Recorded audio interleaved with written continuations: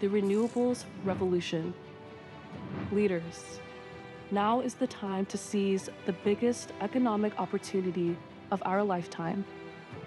With national climate plans, we have the blueprints for successful economies and societies, creating jobs, expanding investments, and building opportunities for all, saving lives and safeguarding public health,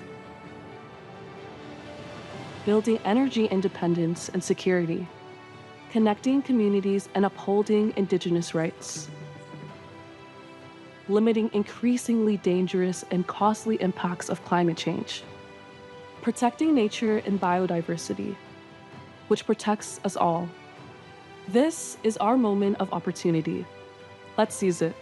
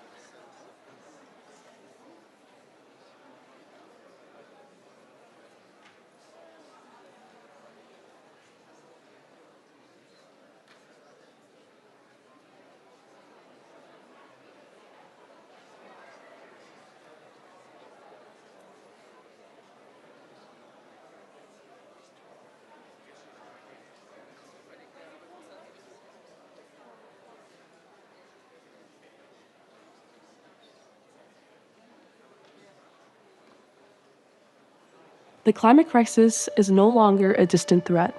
It is here, shaping our present and defining our future. Rising seas, extreme heat, floods, wildfires, and devastating storms disrupt lives across the globe. Families are being displaced, farmers are losing crops, children are growing up in a world of uncertainty. Those least responsible are often the hardest hit. But this is not just a story of crisis, it's a story of possibility. Because we are on the cusp of the clean energy era, the renewables revolution. Leaders, now is the time to seize the biggest economic opportunity of our lifetime. With national climate plans, we have the blueprints for successful economies and societies, creating jobs, expanding investments, and building opportunities for all. Saving lives and safeguarding public health. Building energy independence and security. Connecting communities and upholding Indigenous rights. Limiting increasingly dangerous and costly impacts of climate change. Protecting nature and biodiversity, which protects us all. This is our moment of opportunity. Let's seize it.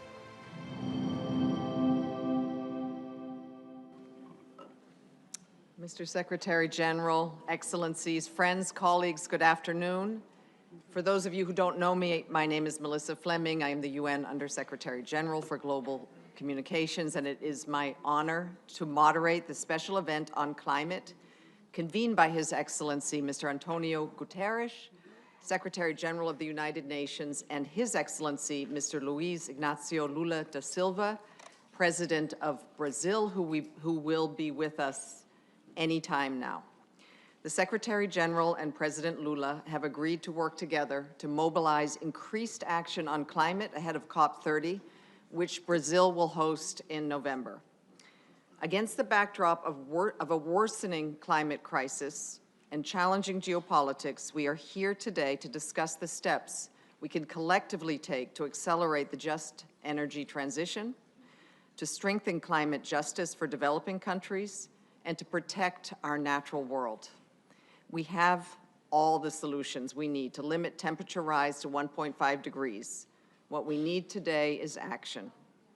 Excellencies, we will start with a scientific assessment of the current efforts to meet the goals of the Paris Agreement. And this will be presented by Professor Johan Rockström, Director of the Potsdam Institute for Climate Impact Research, and Professor Catherine Hayhoe from Texas Tech University. Professors, you have the floor.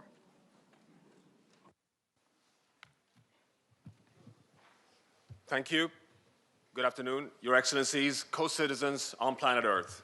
It's now 10 years since the world in Paris entered the legally binding agreement to avoid dangerous climate change. Since then, science has become overwhelmingly clear.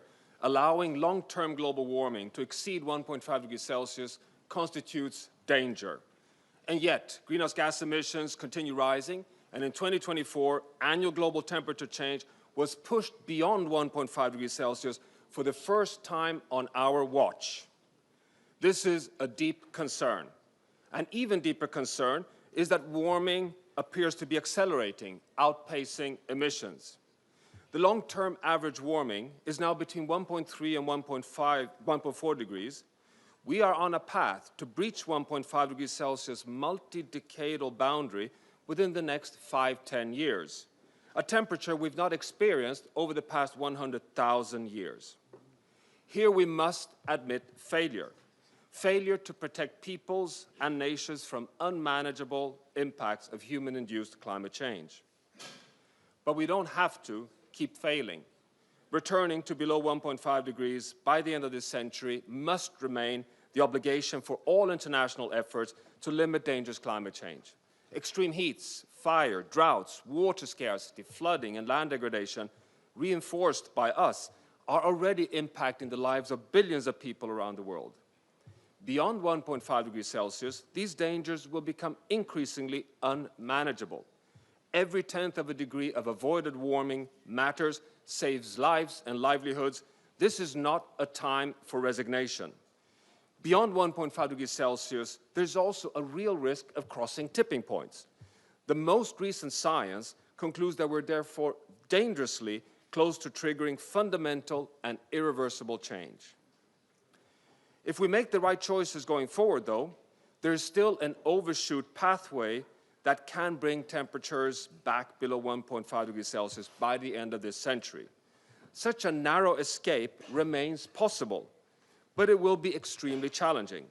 It requires deep and rapid reduction of all greenhouse gases, involving a near complete transition, starting now, away from fossil fuels. We also know that cutting emissions won't be enough. We need to massively scale up carbon dioxide removal. For every 0.1 degrees Celsius of planetary cooling, 200 billion tons are needed to be removed from the atmosphere. But even if this succeeds, we fail, unless we safeguard the world's most powerful carbon sink and planetary cooling system, a healthy planet. If we don't return to the safe operating space of the 9 planetary boundaries that regulates Earth's stability, including biodiversity, pollutants, land, nutrients, and the ocean, a safe climate future is out of reach, irrespective of our mitigation efforts. Don't be fooled. We are currently following a path that will take us to 3 degrees Celsius in just 75 years, shorter than the existence of this very institution. An existential threat we have not experienced in the last 3 million years. And there's no guarantee that efforts to cool the planet will succeed. So my message today, science is clear. We have a planetary crisis on our watch, and we do have scalable solutions for phasing out fossil fuels, efficient resource use, and transformation to healthy and sustainable food. Pathways that makes us all winners. The window to a manageable climate future is still open, but just. Failure is not inevitable, it is a choice. Thank you. And with that, I pass on to my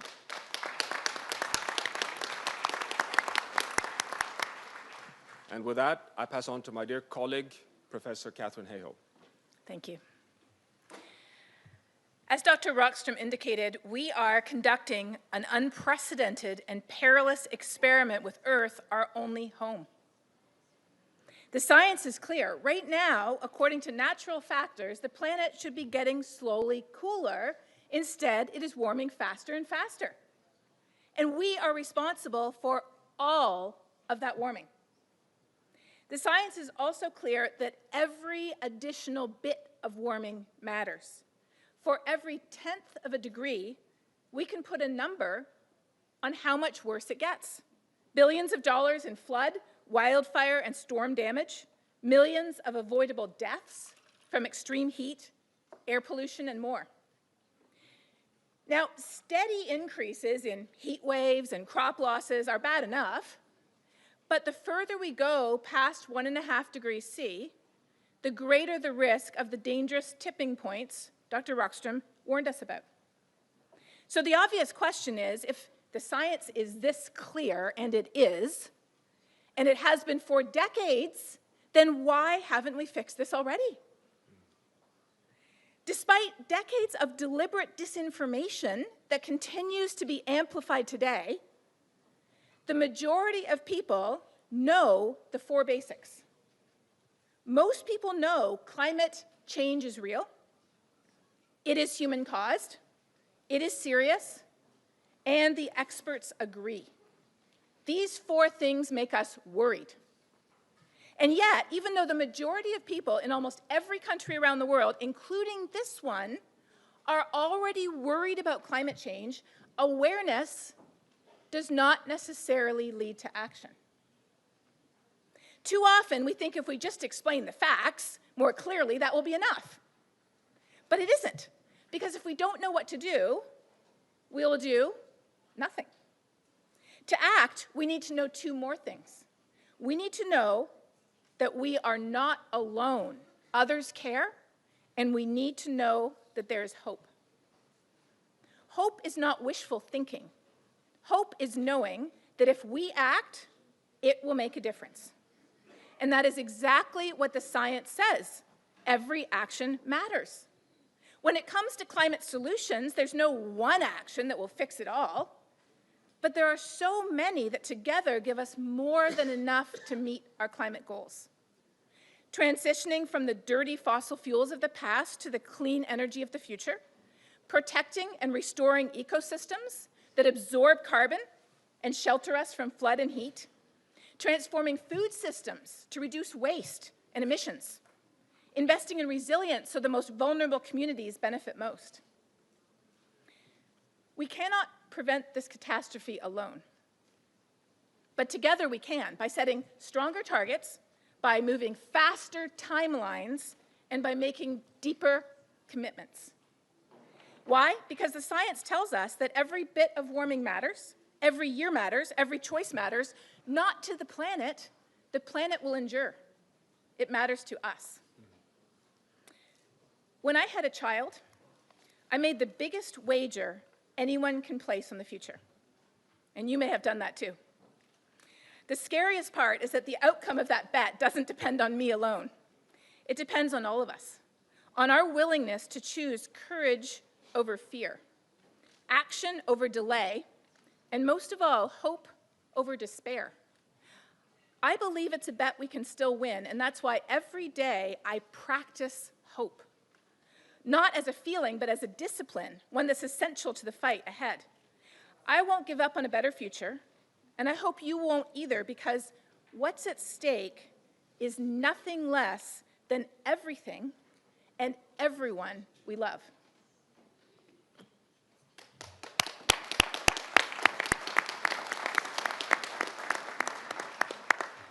Thank you, Professor Rockstrom and Professor Hayhoe, and every day we will all practice hope as well. It's now my honor to invite the Secretary General to the podium to deliver his remarks.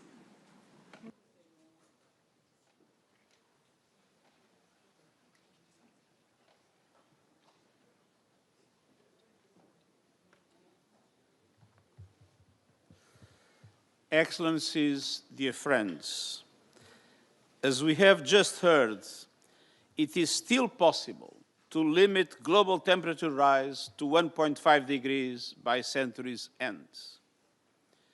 We know what permanently breaching that limit would mean for people and planet. The science compels climate action, so does the economics. Clean energy is powering jobs, growth and sustainable development, generating the fastest and cheapest electricity, insulating economies from volatile fossil fuel markets, providing energy security and sovereignty, and helping to deliver clean and affordable energy for all. Despite vast fossil fuel subsidies distorting markets, clean energy received double the investment of fossil fuels last year. The bottom line, clean is competitive and climate action is imperative. Excellencies, the Paris Agreement has made a difference. In the last 10 years, projected global temperature rise has dropped from 4 degrees Celsius to less than 3 if current NDCs are fully implemented. Now, we need new plans for 2035 that go much further and much faster, delivering dramatic emissions cuts aligned with 1.5 degrees, covering all emissions and sectors, and accelerating a just energy transition globally. Your new plans can take us a significant step forward. A UN report will calculate their impact for global emissions. If they fall short, we must create the conditions for a decade of acceleration. We know it can be done. China met its 2030 wind and solar target 6 years ahead of schedule. India reached 50% electricity capacity from non-fossil fuels 5 years early. We are in the dawn of a new energy era. We must seize this moment of opportunity. COP30 in Brazil must conclude with a credible global response plan to get us on track. 5 areas are crucial. First, energy. Fossil fuels still dominate. We must supercharge the clean energy transition, investing in grids and storage to unlock the full potential of renewables, lowering capital costs for developing countries, and redirecting fossil fuel subsidies to a just transition. Second, methane, a potent global heating gas. Drastic cuts this decade are essential, and most can be achieved quickly and cheaply. The International Energy Agency estimates fossil fuel operations could cut 40% of methane emissions today with no net costs. Third, forests. We must end the destruction of nature's greatest carbon sinks. This could deliver 1/5 of needed emissions reductions by 2030. Fourth, heavy industry. We have seen important advances in technologies to cut emissions from steel and cement and heavy transport. They must be deployed urgently. Fifth, climate justice. Developing countries that did least to cause the crisis are suffering the most. Climate disasters are inflicting damages that exceed the GDP of some small islands. Droughts and floods are taking lives, fueling hunger and inflaming conflict, all while finance gaps prevent investments in adaptation and resilience. We need urgent action to unlock funds for developing countries, to seize clean energy benefits and protect lives and economies. And that requires reforming the international financial architecture to strengthen developing countries' participation. We need effective debt relief and scaled-up solutions like debt swaps and disaster pause clauses. We need a major increase in the lending capacity of multilateral development banks and significant contributions to the Loss and Damage Fund, including from innovative sources, and a major boost in adaptation finance, with developing countries meeting their pledge to double funding this year. COP30 must show a credible path to mobilizing the $1.3 trillion annually in climate finance by 2035, as agreed at COP29 in Baku. Identifying sources, existing and new, outlining policies, instruments and actions to make finance accessible, affordable and at scale, and establishing credible accountability measures to verify progress. Excellencies, the science demands action. The law commands it. The economics compel it, and people are calling for it. I look forward to hearing how you will respond, and the UN stands ready to help you to deliver. Thank you very much.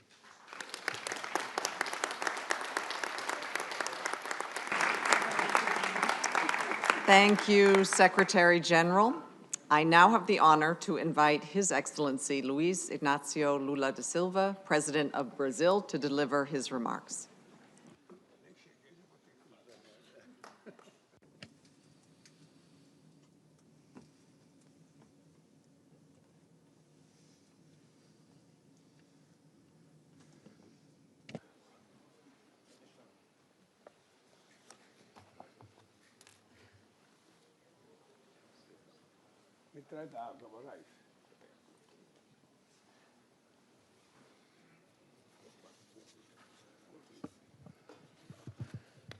Só um minutinho.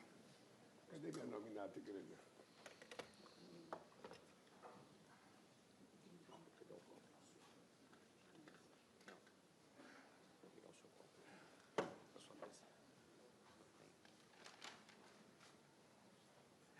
Não precisa não, Moraes.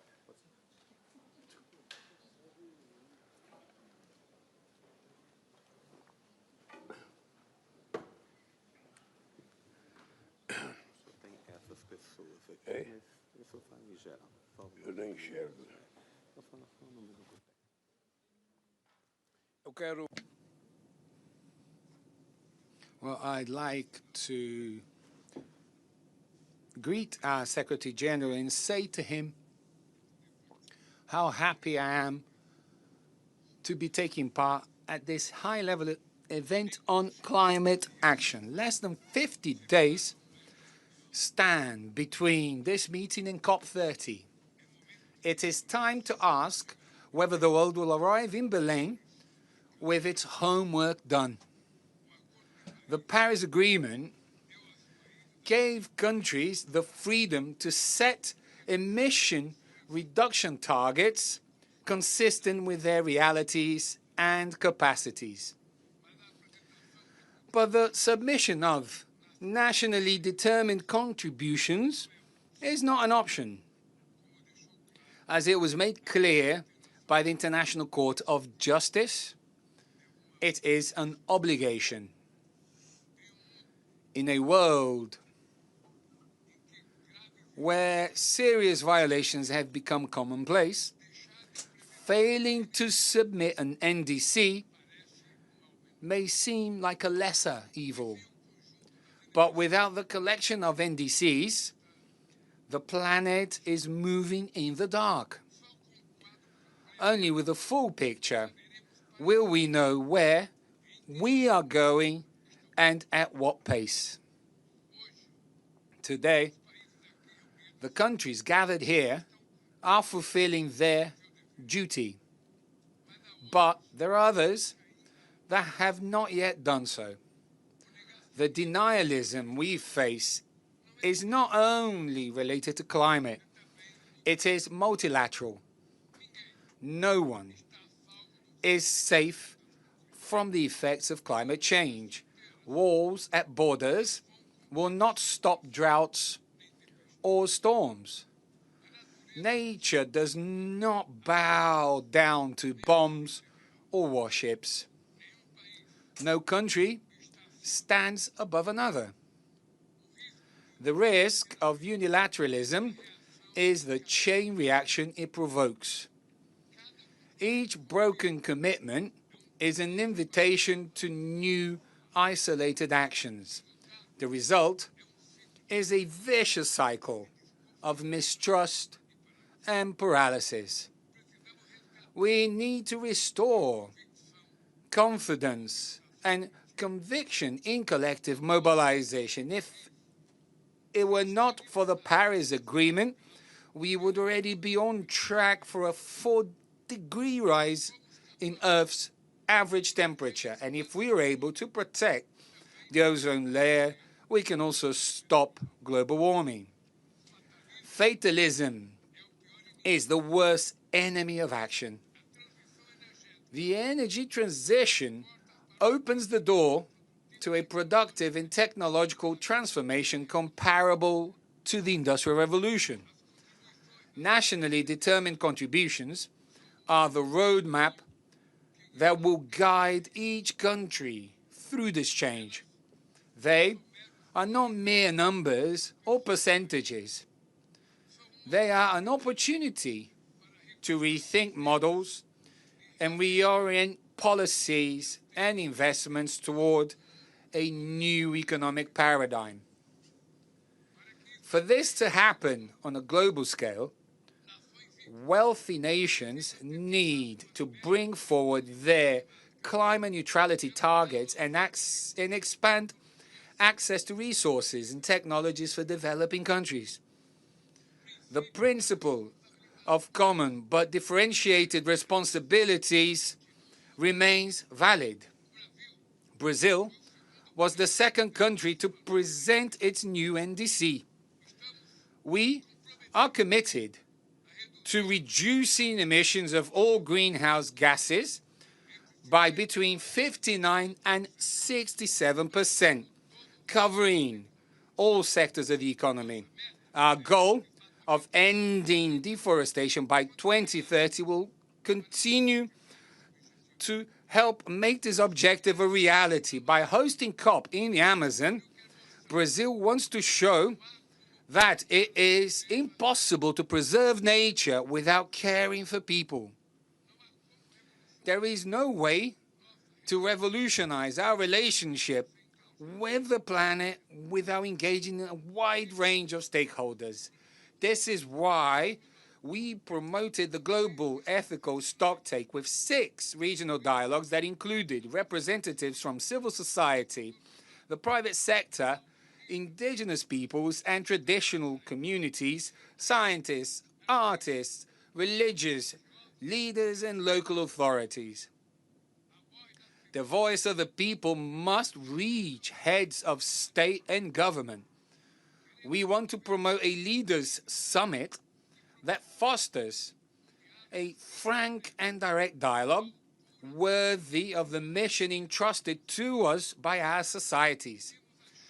We have the chance to right injustices and build a prosperous and sustainable future for everyone. Thus, I call on the countries that have not yet submitted their NDCs. The success of COP30 in Berlin depends on you. Let us make the Amazon the stage for a decisive moment in the history of multilateralism. I have said and have been saying that COP30, Mr. Secretary General, is the COP of truth. This COP is going to have to say whether or not we believe what science is showing us. If we, leaders, heads of states, if we trust or don't trust science, because we're going to have to make a decision. Because if we do not make a decision, society is going to stop believing its leaders. And instead of strengthening the struggle against global warming, we are going to help discredit multilateralism, policies, and in democracy. And all of us will lose because denialism may actually win. Thus, the ball is in COP30's court, and I hope to rely on all of you and see all of you there. Thank you.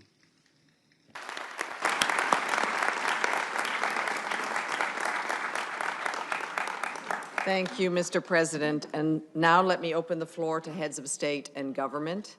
And Excellencies, in the interest of time and ensuring that all participants get to speak, I encourage you to keep your interventions to a maximum of 3 minutes. Leaders will speak from one of the lecterns at the front of the room. You'll be escorted from your seats to the lectern by UN protocol. To begin, I am delighted to introduce His Excellency Xi Jinping, President of the People's Republic of China.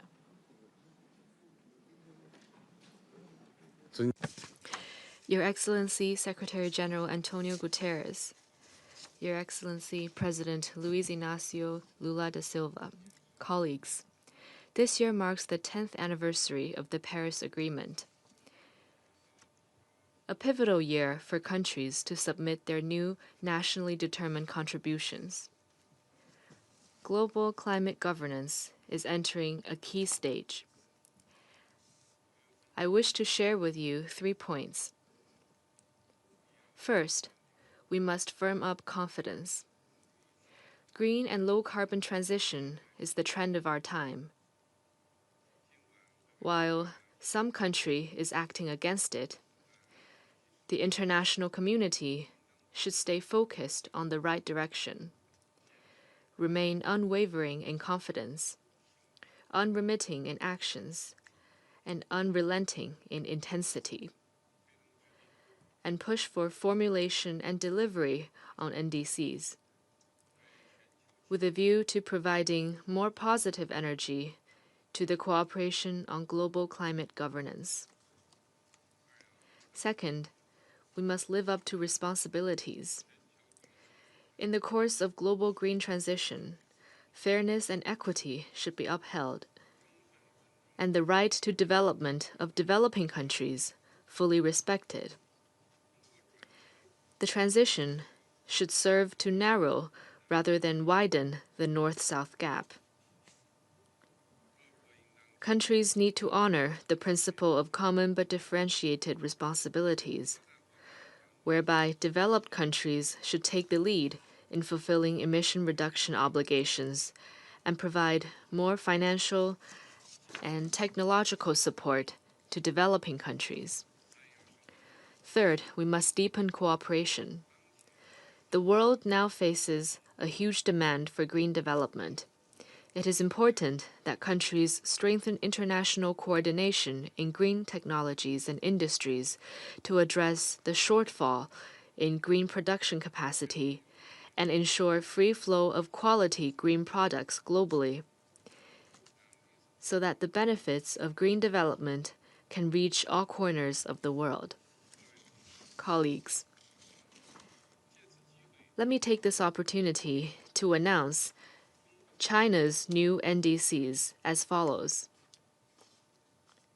China will, by 2035, reduce economy-wide net greenhouse gas emissions by 7% to 10% from peak levels, striving to do better. Increase the share of non-fossil fuels in total energy consumption to over 30%. Expand the installed capacity of wind and solar power to over 6 times the 2020 levels, striving to bring the total to 3,600 gigawatts. Scale up the total forest stock volume to over 24 billion cubic meters. Make new energy vehicles the mainstream in the sales of new vehicles. Expand the national carbon emissions trading market to cover major high-emission sectors, and basically establish a climate-adaptive society. These targets represent China's best efforts based on the requirements of the Paris Agreement. Meeting these targets requires both painstaking efforts by China itself and a supportive and open international environment. We have the resolve and confidence to deliver on our commitments. Colleagues, great visions require concrete actions. Climate response is an urgent yet long-term task. Let's all step up our actions to realize the beautiful vision of harmony between man and nature and preserve planet Earth, the place we call home. Thank you.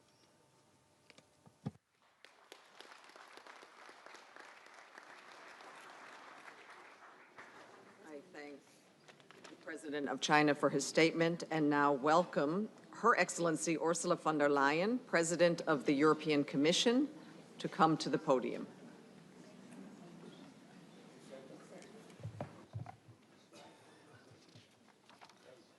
President Lula, Secretary General Guterres, Excellencies, ladies and gentlemen. Indeed, 10 years have passed since we adopted the Paris Agreement, and since then the world has changed. Let me give you just 3 figures. Since Paris, renewable energy has increased by 140%. Investment in clean energy has increased by almost 80%. And carbon pricing in countries has doubled from 40 to 80. So the clean transition is moving on. And let me assure you, Europe will stay the course on our climate ambition. Our emissions are down nearly 40% since 1990. They now represent only 6% of global emissions. We are on track to reach our 2030 target, that is to cut emissions by minus 55%. And I'm happy to announce that last week, Member States agreed that our national determined contribution would range between 66% and 72%. So, work is advancing, and we will formally submit our NDC ahead of COP30. But in parallel, we are also looking ahead. We're working on a 2040 target of a proposed 90% emission reduction. That is our way to climate neutrality by 2050. And my message is that the world can count on European Union's continued climate leadership. My second point, we're doubling down on global partnerships. Because the question is no longer if the transition will occur and how fast, but who will benefit. Europe's answer is clear. All countries worldwide should reap the benefits, especially the most vulnerable. And that is why we will remain the world's largest providers of climate finance. In addition, we will mobilize up to 300 billion euros to support the clean transition worldwide through our Global Gateway investment program. And we will turn our collective agreement to triple renewable energy by 2030 into a reality. We support, for example, over 300 million people in Africa to give them access to electricity and clean cooking.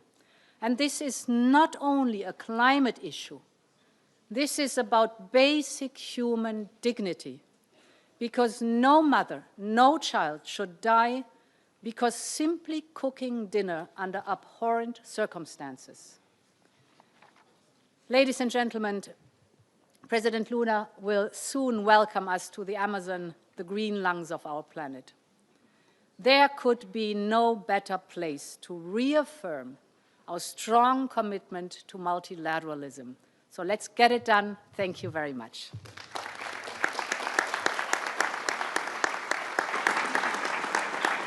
I thank the President of the European Commission and welcome now His Excellency Recep Tayyip Erdogan, President of the Republic of Turkey.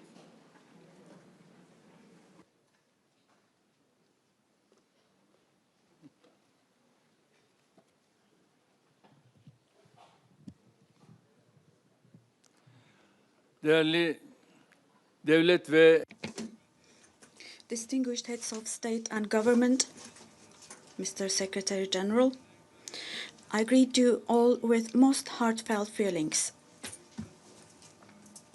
I wish Brazil success as it prepares to host the 30th Climate Conference in November. The climate law, which we adopted last July, was a significant step for us towards reaching our 2053 net zero emissions target. Our endeavors to establish an emissions trading system, implement a green finance strategy, and to create a national green taxonomy are all ongoing.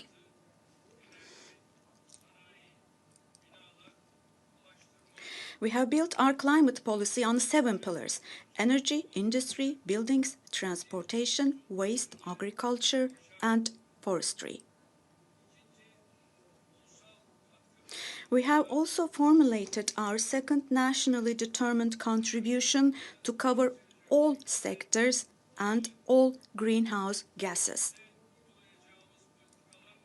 Through the policies to be implemented in the economy, we aim to achieve an emission reduction of 466 million tons by 2035 and to lower our emissions down to 643 million tons. While increasing the share of renewable energy and improving energy efficiency, we are expanding low-carbon technologies in industry. As of this year, we have raised the share of renewable energy within the total installed capacity up to more than 60%. 2053, we are rapidly reinforcing our infrastructure, particularly electric vehicle production, and we are prioritizing railway investments. In line with our 2053 net zero emissions target, we will continue to transform our key sectors.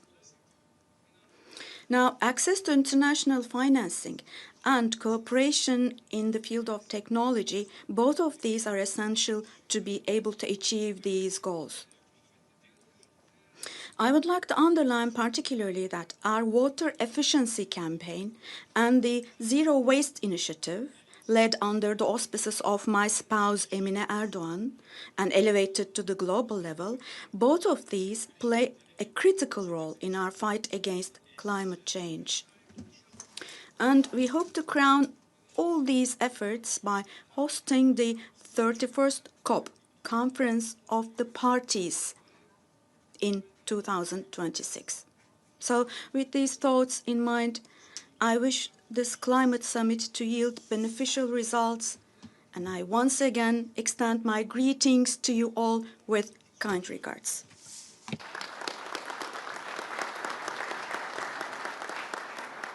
I thank the President of the Republic of Turkey and now ask His Excellency Anthony Albanese, Prime Minister of the Commonwealth of Australia, to come to the podium.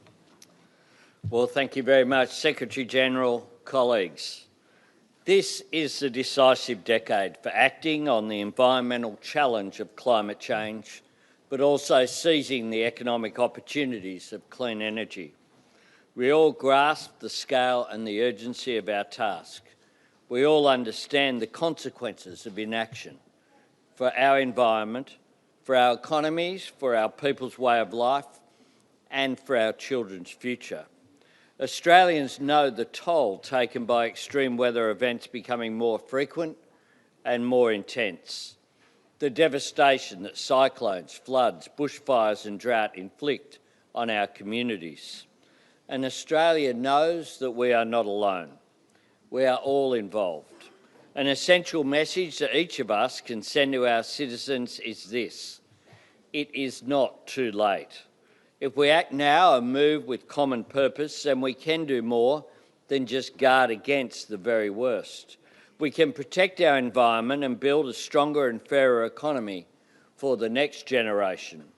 That is the optimism and determination that Australia brings to this task.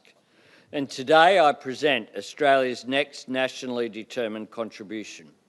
Australia's 2035 target is to reduce emissions by 62 to 70% on 2005 levels. This target is ambitious, but importantly, it is also achievable. It is backed by the independent scientific advice of our Climate Change Authority. It will mean that over the next decade, we halve our current level of emissions. And it will ensure that Australia honours our commitment to the Paris Agreement and its goal of keeping global temperatures below dangerous levels. Setting targets and showing ambition matters. It provides accountability for government and certainty for private sector investment. What is most important is having the practical plan to reach our goal, and that is where Australian clean energy is the key. Just as our traditional resources have helped to power the extraordinary economic transformation of our region, our renewables can underpin new prosperity for the growing economies of the Indo-Pacific. And our Pacific family is partnering with Australia in our bid to host COP31 in next year. We want to bring the world with us on climate change, not by asking any nation to forego the jobs or security that its people deserve, but by working with every nation to seize and share those opportunities. None of us can succeed alone, but together we cannot fail. I thank you.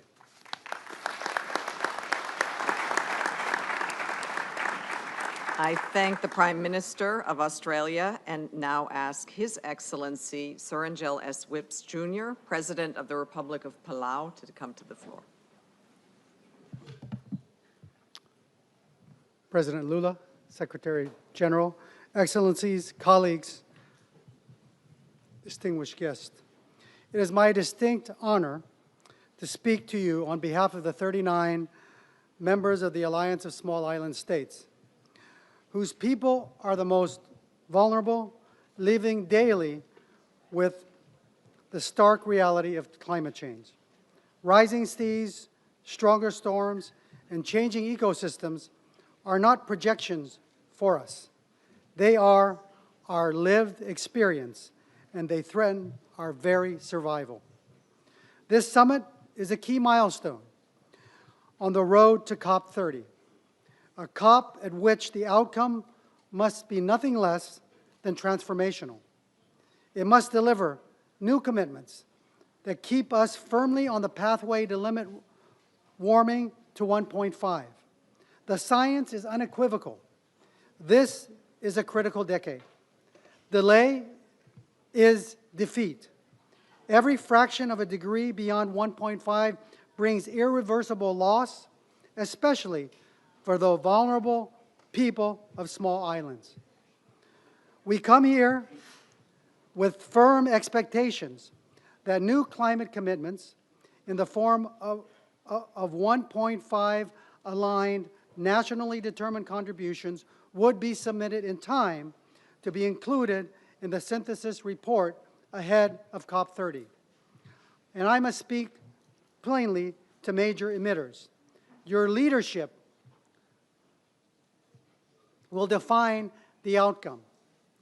Those with the greatest responsibility and the greatest capacity to act must do far more.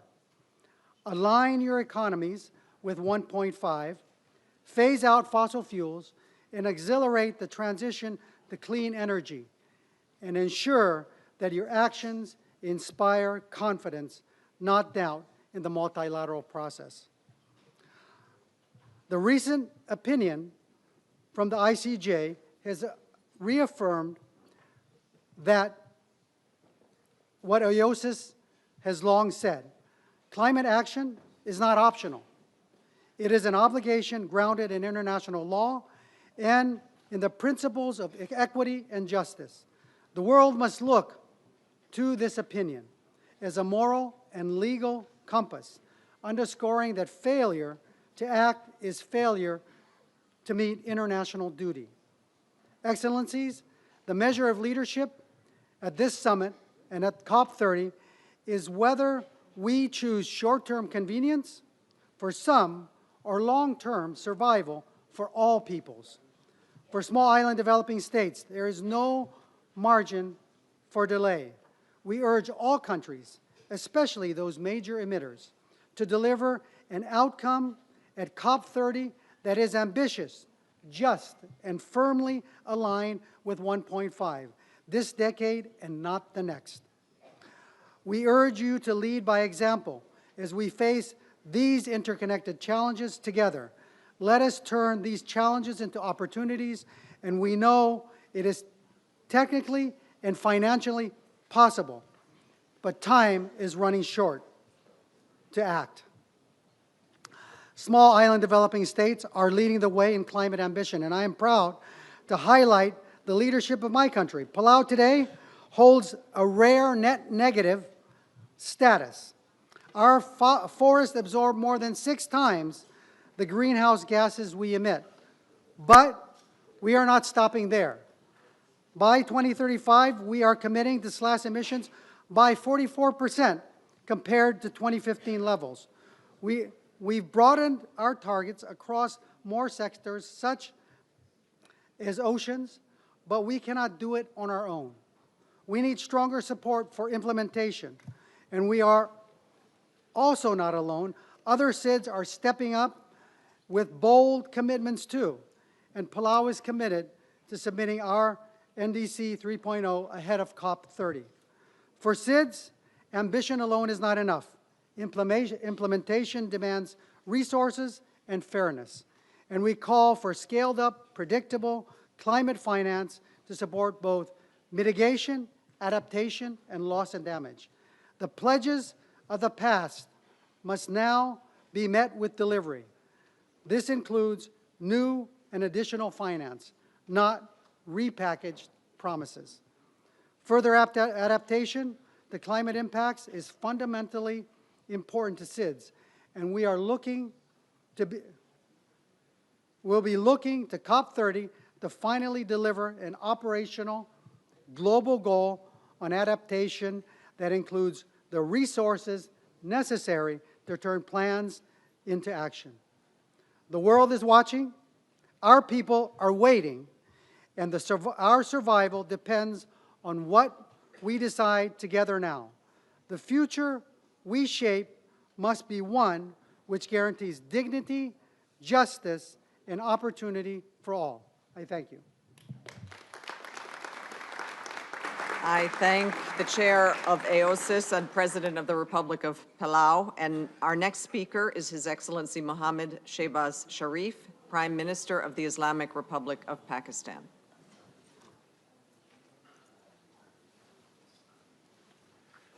Bismillah ar-Rahman ar-Rahim. President Lula da Silva, Secretary General Antonio Guterres, Excellencies, ladies and gentlemen, Assalamu alaikum and a very good afternoon. As I speak to you, my country is reeling from intense monsoon rains, cloudburst, flash floods, mudslides, and devastating urban flooding. This climate-induced catastrophe has impacted over 5 million lives across 4,100 villages. Over 1,000 precious lives have been lost. We are facing this calamity at a time when the scars of the 2022 floods that inflicted losses exceeding $30 billion and displaced millions are still visible across our land, and Secretary Guterres is a witness to this catastrophe. Ladies and gentlemen, Pakistan's contribution to global greenhouse gas emissions is almost negligible, but we bear impacts far beyond our share. Our commitment to delivering on our climate agenda, however, remains steadfast and unwavering. In our 2021 nationally determined contribution, Pakistan committed to an unconditional 15% reduction in projected greenhouse gas emissions by 2030 as part of an overall target of cutting emissions by 50%. I'm pleased to share that Pakistan has already delivered on its unconditional pledge of a 15% reduction. Renewables are presently providing over 32% of Pakistan's power mix. Solar energy has grown sevenfold since 2021. 23,000 hectares of mangroves have been restored. However, the implementation of Pakistan's national adaptation plan is hampered severely due to inadequate international climate finance. Ladies and gentlemen, I am pleased to announce here that we shall increase the share of renewables and hydropower to 62% of our energy mix by 2035, expanding nuclear energy capacity by 1,200 megawatt by 2030, shifting 30% of transport to cleaner mobility by 2030, and establishing 3,000 charging stations nationwide, scaling up climate-smart agriculture, safeguarding water security, and advancing the plantation of 1 billion trees.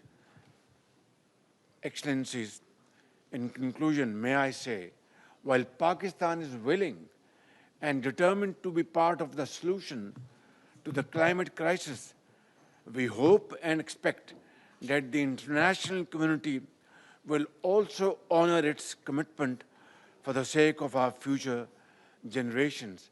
And my last line is that loans over loans, adding to loans, is not the solution.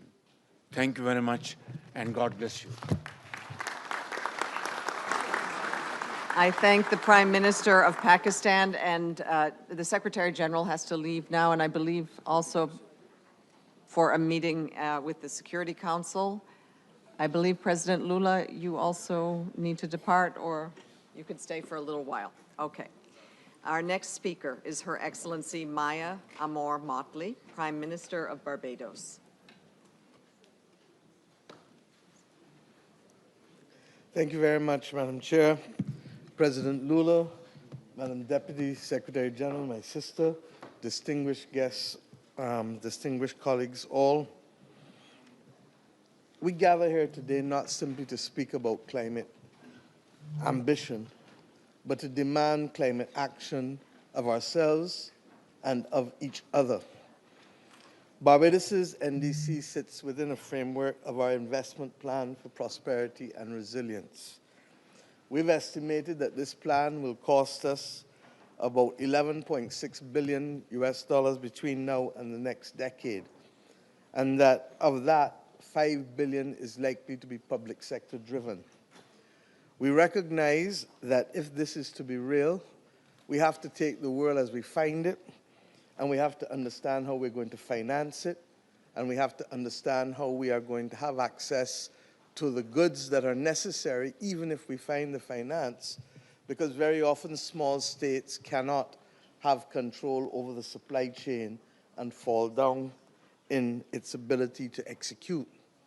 At the same time, when we ask of others, we do not absent ourselves from the obligation of performance.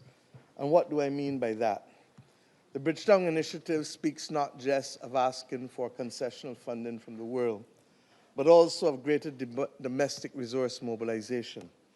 We have determined that every citizen must share the burden in order to share the bounty of a clean and proper and fit environment. We ask our citizens as employees to be able, and as self-employed, to contribute 0.25% of all their wages and earnings. And we as government go the extra mile, and we will contribute 0.35% of GDP every year into a resilience and regeneration fund.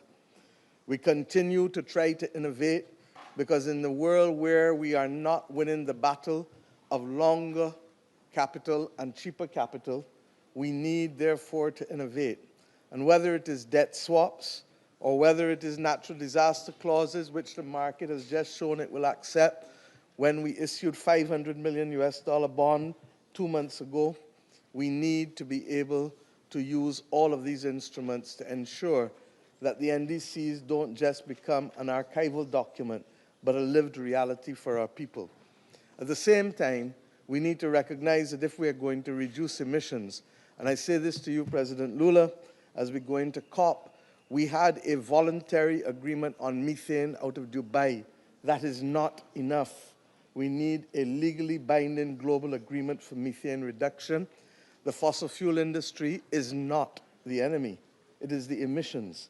And if we have a legally binding methane agreement, we can buy ourselves time over the next 15 years or 20 years to give them sufficient time to continue to do super fast research to scale up decarbonizing technology to commercial level, while at the same time giving countries in the South the opportunity not to have to abandon the one thing that can finance their way to net zero. This makes sense for the oil and gas people. It makes sense for the planet. It makes sense for the farmers. It makes sense for the planet. And quite frankly, we cannot continue as if things are still the same. If we want the NDCs to be appropriately applied, we have to find a way to buy time. This allows everybody to stay in the game, and it allows those who believe and those who don't believe to work in common purpose. So I look forward to our being able not just to execute our NDCs in terms of ambition, but also for us to have an additional discussion urgently I feel that we do not need to reinvent the wheel. The Montreal Protocol that allowed us to reduce HFCs is the most successful climate agreement in history. We can replicate it with no more than a 2- or 3-page agreement on the reduction of methane as a matter of legally binding obligations. Thank you. I thank the Prime Minister of Barbados for her statement and invite as our next speaker His Excellency Gabriel Boric, President of the Republic of Chile. Thank you very much. Muy buenos días a todos. Good afternoon to all of those present here. All protocols observed. With respect to this meeting,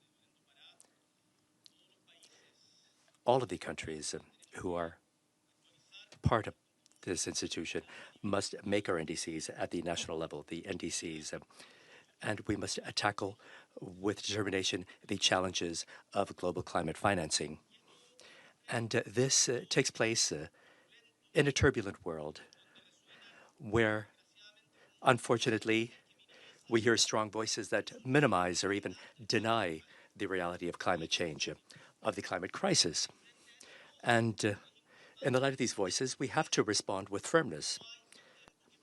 There's no more time to lose. Surely the rich countries are not going to pay for the consequences. Or like poor countries or developing countries with respect to the consequences of climate change. This denialism is particularly dangerous. We can discuss without any doubt and in a legitimate discussion, how can we tackle, what are the best strategies? What do we have to do to tackle the climate crisis? What countries have more or less responsibilities? What are the timelines involved? But we cannot discuss or we cannot question that there is a climate crisis. And this is a lie if we do that. And lying is not good. We shouldn't relativize this. It's not an opinion. We have to face the lies.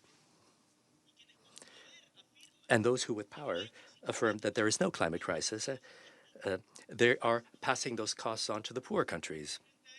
And in the light of this, all of the members of the United Nations, we should stand up and reveal ourselves. The transition that we need, we know, cannot wait. It has to be sped up, but it has to be fair as well. The richer countries have to take the first step and have to assume the responsibility that falls upon them as being the main emitter of carbon throughout history, being committed to the world to reduce their emissions more rapidly and support the transition in developing countries, the same ones that today are the most vulnerable in the light of climate change. And allow me to tell you something with a great deal of affection, because we have a great deal of respect and a very rich relationship with the members of the European Union. Accepting, as most countries have done, accepting the increase and raising defense expenditure to 5%, that is unacceptable. They are forcing them to raise their defense expenditure, and the defense expenditure is one of the most polluting factors. And of course, we welcome the fact when they say we're going to reduce our emissions by 70%, but at the same time, on the other hand, they are increasing their investments in war. And investing in war is not a very good investment. We must invest more in peace and in how we can improve conditions for developing countries, for this would be a fair and a just climate change.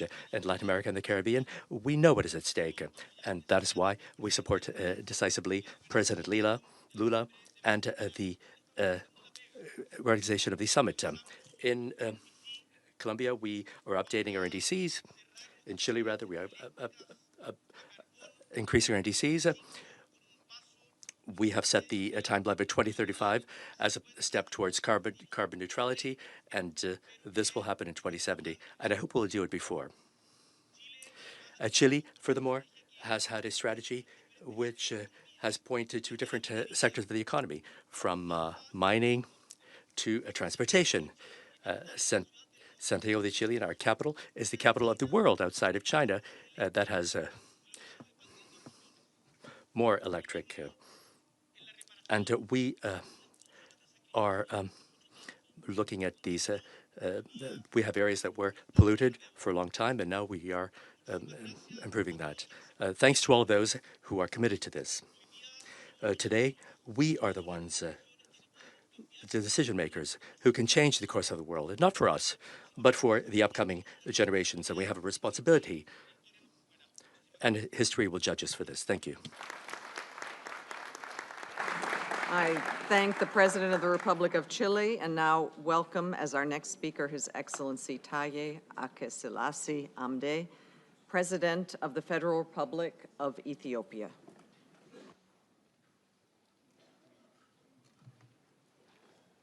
Excellencies, heads of state and governments, ladies and gentlemen, I would like to thank His Excellency President Lula da Silva and Madam Deputy Secretary General for convening this meeting as we look forward for a much anticipated COP30 in Belém, Brazil. Ethiopia, together with other African Union and African countries, had the honor of hosting the second climate summit early this month. The summit, involving nearly 25,000 participants from all over the stakeholders, was a successful event that sets out Africa climate priorities. The outcome declaration encompasses a commitment that Africa is not merely a victim of climate change, but a proactive force in developing innovative and sustainable solutions. I thank the organizers for this opportunity to share the main outcomes of the African Climate Summit as reflected in the Addis Ababa Declaration. It is our hope and expectation that these main deliverables will be taken up and mainstreamed into the outcomes of the Belém Declaration. Excellencies, Africa's priorities are clear: to accelerate progress toward the Paris Agreement targets and within the framework of the common but differentiated responsibility, the continent is determined to take bold steps. Among them is the establishment of an African Climate Facility and an African Climate Innovation Compact, which are designed to mobilize $50 billion annually in a catalytic finance. This effort will help champion homegrown solutions, accelerate innovations, and scale climate action across communities. Equally important is our ambition to position Africa as a global hub for low-carbon manufacturing and green intra-African trade by advancing along a green-first pathway to economic growth. At the same time, the continent is committed to scaling up investment in renewable energy with a collective goal of reaching 300 gigawatts of installed capacity by 2030. This ambition is not only about reducing emissions, it is about creating jobs, ensuring universal energy access, and laying the foundation for a more resilient and inclusive economy. Africa also resolved to manage its mineral resources responsibly, particularly in critical minerals that are indispensable for sustainable growth and a just energy transition. The implementation of the African Green Mineral Strategy will be central to this. Furthermore, combating desertification and advancing land restoration remain high priorities. Programs such as the Great Green Wall, the African Forest Landscape Restoration Initiative, Ethiopia's Green Legacy Initiative, and the Central Africa Forest Initiative provide concrete pathways for restoring degraded ecosystems and securing livelihoods. I would like to mention that we have spent close to $20 billion for the Ethiopian Green Legacy Initiative. This is indeed a bold measure, an initiative that didn't wait other financiers and contributors. Excellencies, food security also remains a pressing priority.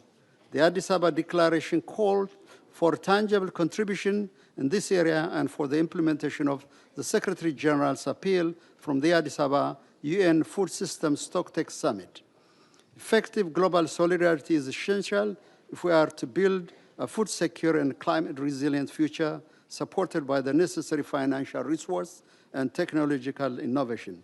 In this regard, I commend Brazil for the innovative measures it is pursuing through the Global Alliance Against Hunger and Poverty launched under its G20 presidencies. Excellencies, finally, Africa extends an invitation to our friends. Walk with us. But our journey forward will neither be dictated by the timid nor constrained by the doubtful. The destiny of Africa rests in the hands of Africa, and our commitment is now. In Belém, Brazil will play our rightful role to bridge differences and foster new commitments and actionable targets. In this regard, we stand with our Brazilian brothers and sisters to the successful hosting of the COP30, and I thank you, Madam Chair. I thank the President of the Federal Democratic Republic of Ethiopia, and our next speaker is His Excellency Luong Kuong, State President of the Socialist Republic of Vietnam.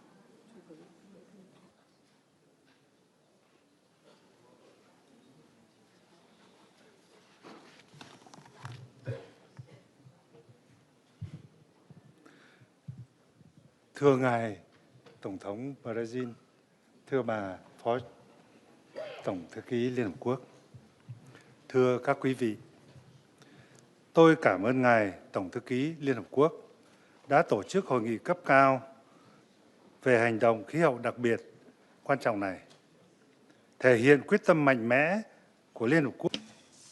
Distinguished delegates, I thank the Secretary General for convening the special high event on climate action, a most important event that demonstrates the strong resolve of the United Nations and the international community to join hands in addressing climate change. Vietnam is among the developing countries most severely affected by climate change.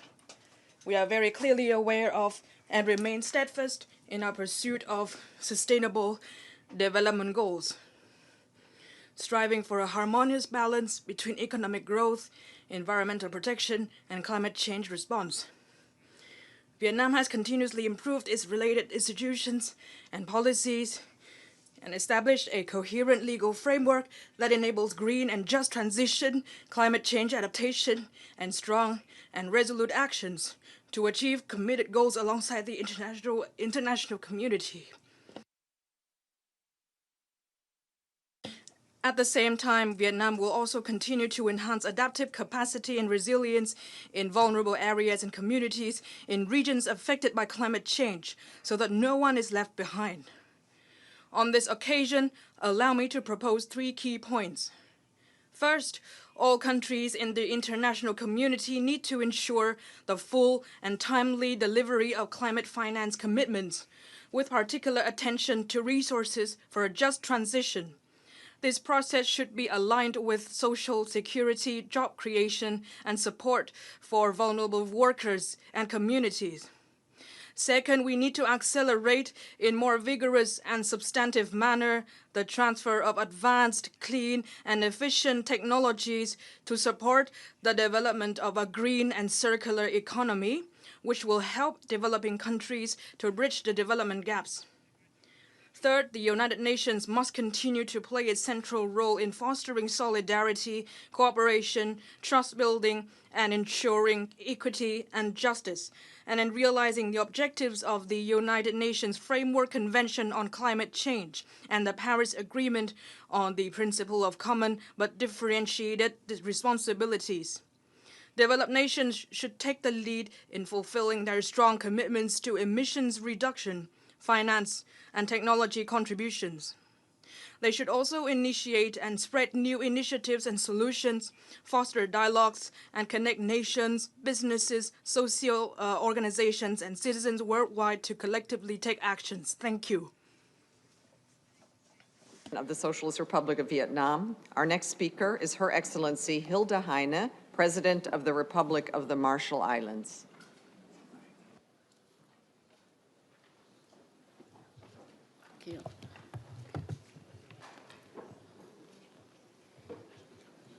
President Lula, Deputy Secretary General, fellow leaders, distinguished participants, I bring warm greetings of Yahweh from the Marshall Islands. I also bring a demand for us all to wake up. From communities whose hospitals and schools are being destroyed by king tides brought on by sea level rise, whose crops are being devastated by rising temperatures and desalination of our soil, by communities facing the prospect of migration from their homelands. I ask you to wake up. As the Ambition Coalition said this morning, we cannot silence the science. The NDCs delivered so far do not keep 1.5 in reach. As the ICJ decided, 1.5 is legally binding. It is the only threshold under which countries like mine can keep our people safe and preserve our human rights. In my first week in office this term, my government was forced to declare national emergencies due to devastating flooding and droughts. If we fail to wake up now and end our dependence on fossil fuels, the leaders of every country in this room will be woken up by calls about catastrophes, of wildfires, of storms, of heat waves, of starvation and drought, and the lives of our citizens lost as a result. The Marshall Islands is doing its part. We submitted our third nationally determined contribution in February. We committed to emissions reductions by at least 58% by 2035 compared to 2010 levels.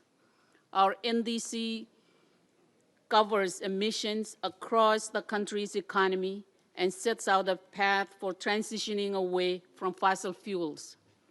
In transport, we've drawn on our strong cultural heritage of navigation to begin transforming our inter-island transport to a low-carbon future.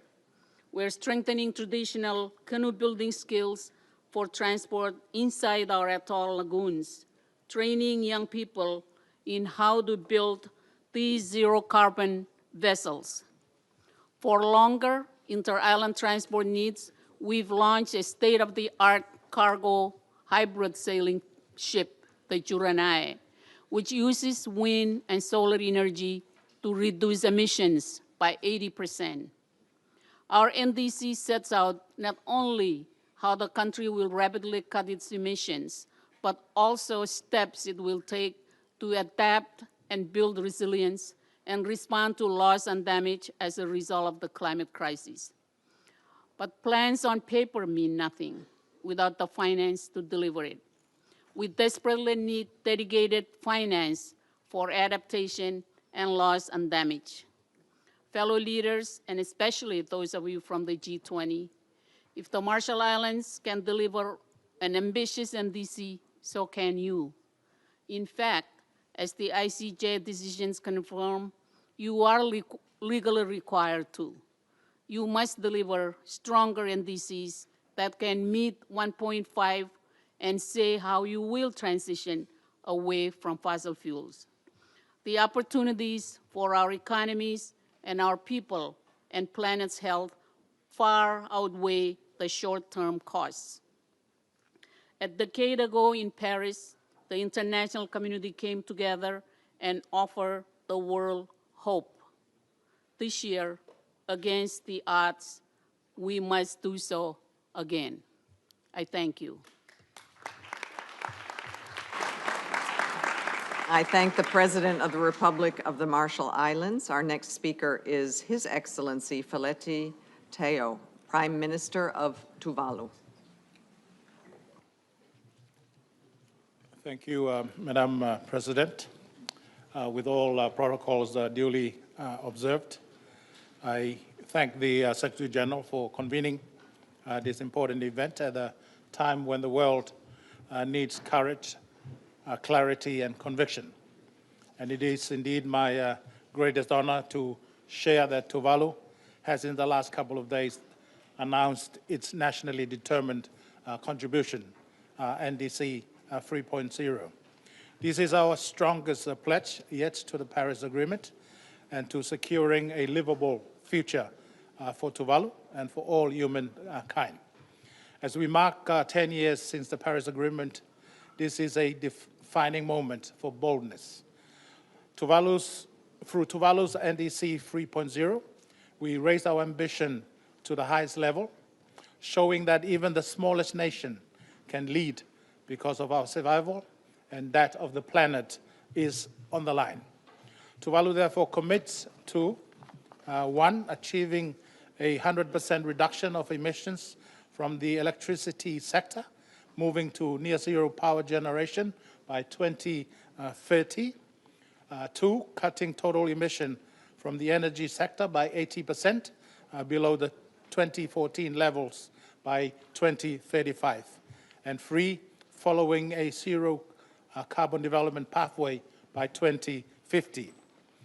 These will be achieved in a manner that is just and fair and respecting the rights and dignity of every Tuvaluan. Excellencies, Tuvalu's NDC 3.0 is ambitious because our survival demands nothing less, but we cannot act alone. Tuvalu therefore call on major emitters to, 1, step up methane action with binding commitment, 2, transition away from fossil fuel, 3, honor climate finance promises for a just transition, and 4, deliver new NDCs aligned with the 1.5 target ahead of the COP30 in Belém, to be accompanied by robust implementation strategy. The ICJ advisory opinion on climate change has made it crystal clear that inaction is not just immoral, it is unlawful. Together, we must rise to the challenge of honoring both legal and moral responsibility in safeguarding our shared future and pulling the emergency brake on methanes. Cutting methane is the fastest scalable way to slow global warming, avoiding up to 0.3 degrees centigrade of warming by 2040, and buying critical time for long-term CO2 decarbonization strategies to take effect. The path ahead will not be without challenges, yet with political will and strengthened international cooperation, we can meet them. Let us commit not only to setting ambitious targets, but to taking concrete action that ensures a safe and sustainable future for all. I thank you, Madam President. I thank the Prime Minister of Tuvalu. Our next speaker is His Excellency Andrew Holness, Prime Minister of Jamaica.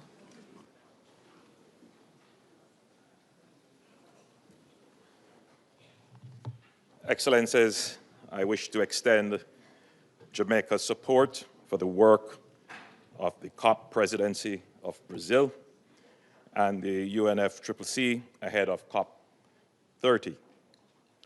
Climate change is an existential threat to both the livelihoods and environments of communities worldwide, but disproportionately so to SIDS and LDCs. Sobering reports and assessments globally of the current state of the climate have increased the necessity for enhanced adaptation and mitigation measures to confront the challenges and bolster resilience. In Jamaica, the nation is contending with intensifying adverse effects of climate change. Droughts, floods, tropical storms, and hurricanes have already impeded Jamaica's development. 90% of our GDP is generated in close proximity to coastal regions. Robust adaptation measures are not merely preferable, but are imperative. Over the past decade, Jamaica has made steady progress in climate action, yet, as we know, global climate ambition remains below what is required, and countries like ours must lead with both credibility and innovation. Jamaica's journey with our nationally determined contributions reflect this leadership. Our first NDC focused primarily on the energy sector, targeting up to a 10% reduction in emissions. By 2020, Jamaica became the first Caribbean nation and the 11th globally to submit an updated NDC, increasing our ambition with targets of 25.4% unconditionally and 28% conditionally by 2030. We have also broadened our scope to include forestry and land use change, further strengthening our climate leadership. I am proud to announce that Jamaica submitted its further updated NDC 3.0, which is both comprehensive and realistic and further aligns our ambitions with action. Jamaica's targets are anchored in existing policies and supported by political will. Key highlights of our NDC include a broader push for renewable electricity, energy efficiency in the water sector, and electric vehicle adoption, targeting 12% of private fleets and 16% of public fleets by 2030. Decarbonization in the cement industry by 40 kilotons of CO2, and zero net loss of forests, along with mangroves and seagrass restoration. Excellencies, by 2035, Jamaica aims for emission reductions between 26% and 41.7% compared to 2012 levels, depending on the scale of international support received. Jamaica is producing an implementation plan for NDC 3.0 that will provide a clear roadmap with sector-specific targets, stakeholder responsibilities, and costing to guide investment and partnership. This is not just a pledge. It is a practical, economy-wide strategy for a low-emission, climate-resilient future. In closing, Jamaica reaffirms its commitment as a party to the UNFCCC on climate change and the Paris Agreement. Jamaica remains dedicated to delivering on NDCs with increased ambitions for emissions reduction in mind, while also pursuing just transition, green growth, and a climate-resilient future for all. Jamaica welcomes the support of the international community as it pursues these ambitious goals. I thank you. I thank the Prime Minister of Jamaica, and our next speaker is His Excellency Sadir Zapata.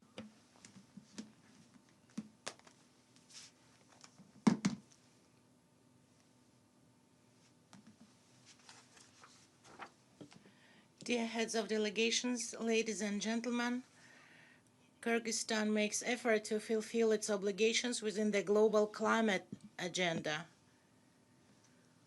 We reaffirm our commitment to the goals of the Paris Agreement as a low-emissions country. Last week, we adopted the third nationally determined contributions to fulfill the country's climate change commitments. This document integrates measures to reduce greenhouse gas emissions and adaptation, including efficient water use, strengthening energy security, developing green transport, and sustainable agricultural development. By 2050, we aim to reduce emissions, according to the International Climate Profile, by 16%. Our country plans to achieve carbon neutrality, and to achieve this goal, we intend to implement renewable energy projects, including the construction of hydropower electric power plants. For example, a project to build one of the largest hydropower plants in the region, the Khambarata 1 hydroelectric power station, has been launched jointly with neighboring countries. At the same time, Kyrgyzstan is proposing to restructure its foreign debt by exchanging it for the funds of specific green projects. This includes financial projects in the area of ecology and sustainable development, to regions, mountainous regions through the Climate Trust Fund. We invite investors to participate in our green projects. Dear participants, as a mountain country, Kyrgyzstan regards the preservation of mountain systems as a shared responsibility of all countries. After all, mountains provide humanity with ecosystem services essential to life, such as food, biodiversity, and energy. And rivers originating in the mountains provide livelihoods for approximately 2 billion people. At the same time, mountain ecosystems, including glaciers, and increasingly experiencing serious negative impact from the climate change.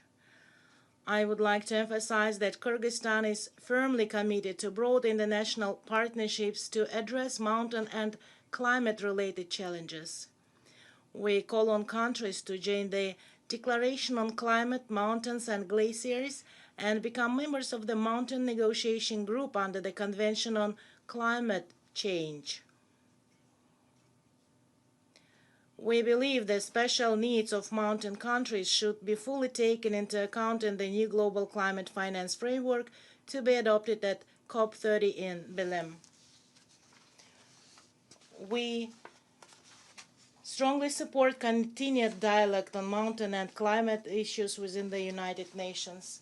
We firmly believe that collective action is essential to prevent global warming, safeguard mountain ecosystem, and ensure the enduring future of humanity. Thank you very much for it. I thank the President of the Kyrgyz Republic, and I would now like to welcome to the podium His Excellency William Samoei Ruto, President of the Republic of Kenya. Excellencies, distinguished guests, ladies and gentlemen. As we approach the 10th anniversary of the Paris Agreement, the political landscape has become more polarized and more uncertain. Yet the urgency of climate action has never been greater. This crisis, ladies and gentlemen, is accelerating with devastating consequences across sectors. It drives instability, weakens economies, and forces many countries to divert very scarce resources from health, education, and social protection into emergency responses. At COP30 Brazil, we must set the highest possible ambition for NDCs firmly aligned with the 1.5 degrees pathway. That was the spirit of the Second Africa Climate Summit, where Africa asserted its agency, spoke with one voice, and demanded that global commitments be honored. Kenya has already acted. Early this year, we submitted our NDC 3.0, bold, economy-wide, and grounded in a whole-of-society approach. Our targets are ambitious, but also hopeful. We offer global solutions for emission reductions at scale if adequate financing is provided. At the same time, endless debate continues over fossil fuel reserves, while our immense endowments in sunlight, wind, and geothermal lies underutilized. This, even as millions still lack electricity and clean cooking solutions. Economic growth, ladies and gentlemen, and climate action are inseparable. Ignore the climate, the development will unravel. Confront the crisis, and new pathways for green, inclusive growth open. That is why new, predictable, and innovative financing must be unlocked. At COP28 in Dubai, building on the Africa Declaration, Nairobi Declaration, we launched the Global Solidarities Levies Task Force. A first breakthrough came this June when 8 countries, including Kenya, formed a coalition to introduce solidarity levies on premium class flyers. These initiatives must inform the Baku to Belém roadmap to mobilize the 1.3 trillion that developing countries urgently need. Africa is already stepping up. At this year's Africa Climate Summit, 8 leading African financial institutions signed a cooperation framework to unlock US dollars 100 billion in investment capital. At the same time, when the world risks fragmentation and a retreat into transactional politics, Africa is leaning forward to shape its own destiny. We now invite the global community to join us, to stand with us in this noble undertaking. This is the moment to be bolder, to show genuine climate solidarity, and to silence the naysayers. I thank you for your attention. I thank the President of the Republic of Kenya. Our next speaker is Her Excellency Dina Ercilia Boluarte Zagara, President of the Republic of Peru.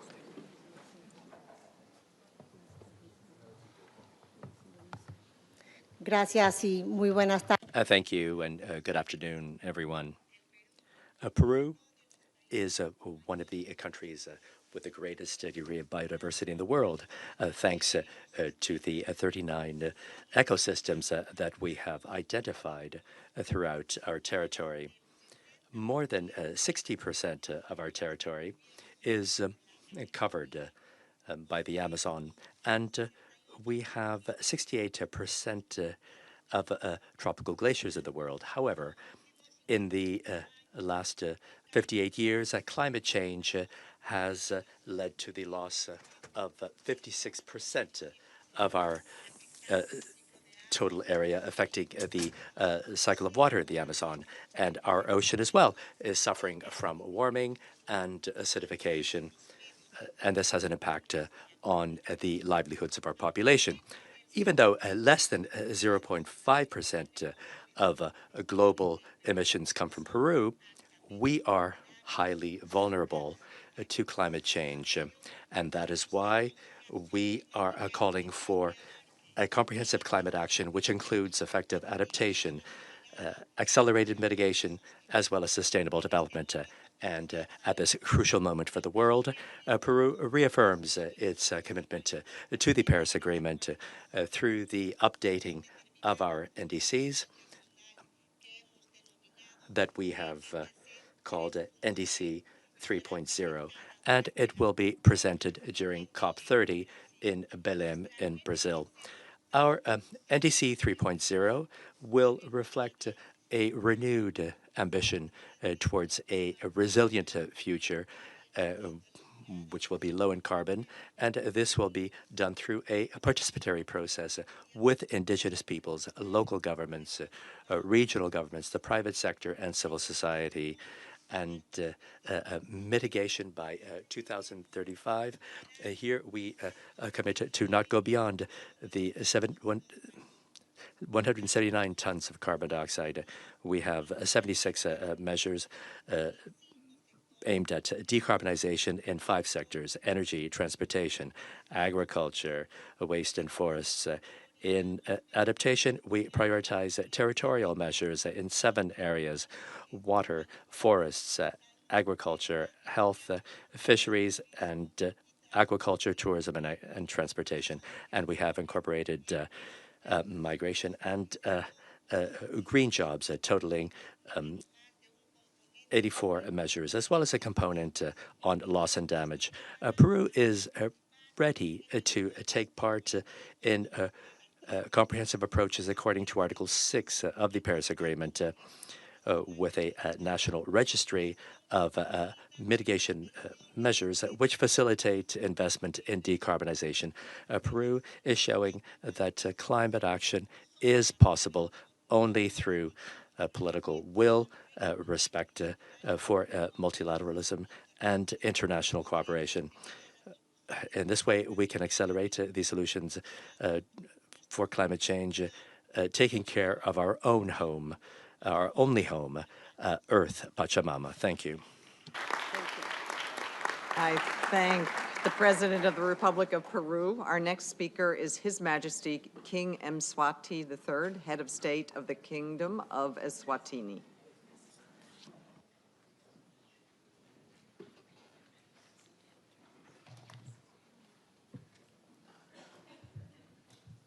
Madam Moderator, Excellencies, Heads of State and Government, distinguished ladies and gentlemen, it is an honor to address this gathering as climate change threatens humanity and the planet. The Kingdom of Eswatini supports climate action despite our low greenhouse gas emissions. We are highly impacted by climate change, including droughts, floods, landslides, and strong winds, which contributes to the national development burden of adaptation. Despite this, Eswatini comes to this meeting determined to turn vulnerability into resilience. We are pleased to announce that we have concluded and submitted the Paris Agreement compliant NDC 3.0 to the United Nations Framework Convention on Climate Change. The Kingdom is among the 10 African countries that met the September 22nd deadline, a significant milestone thanks to the support of the local UN office and partners.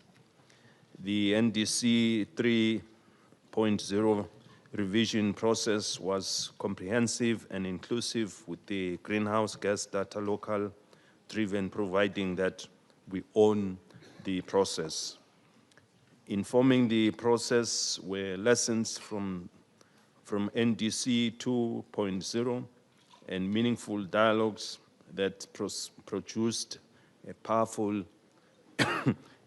inclusive report.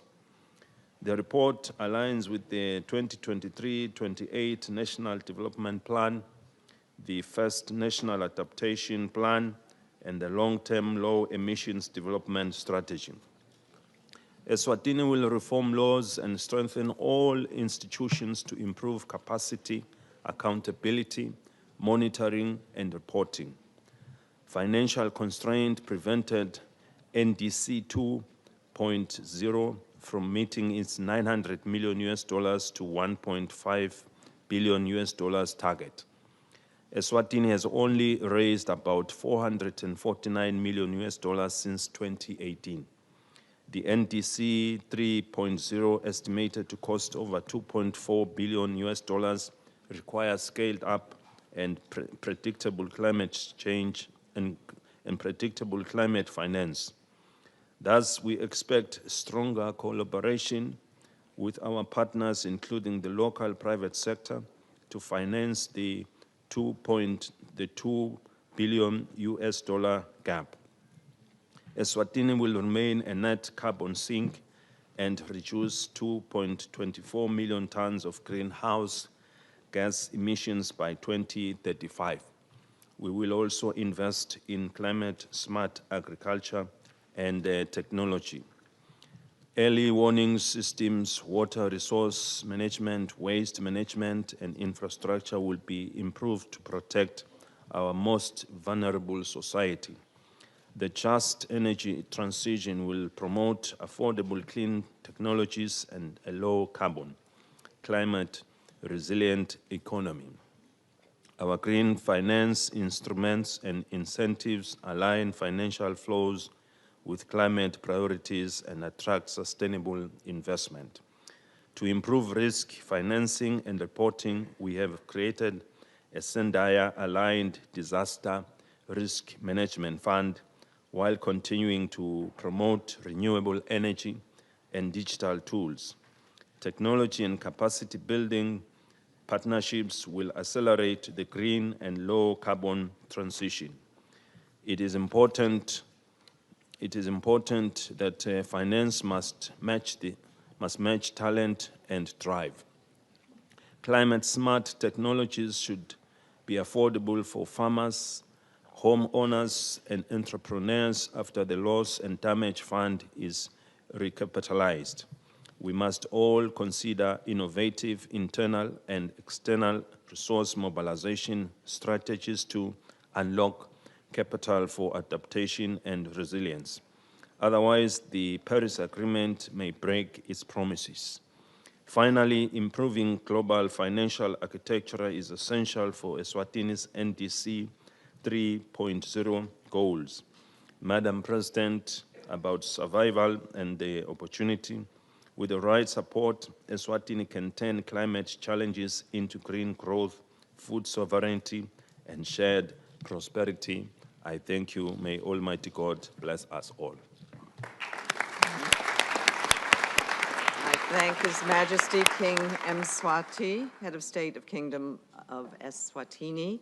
Our next speaker is His Excellency Emmanuel Macron, President of the French Republic.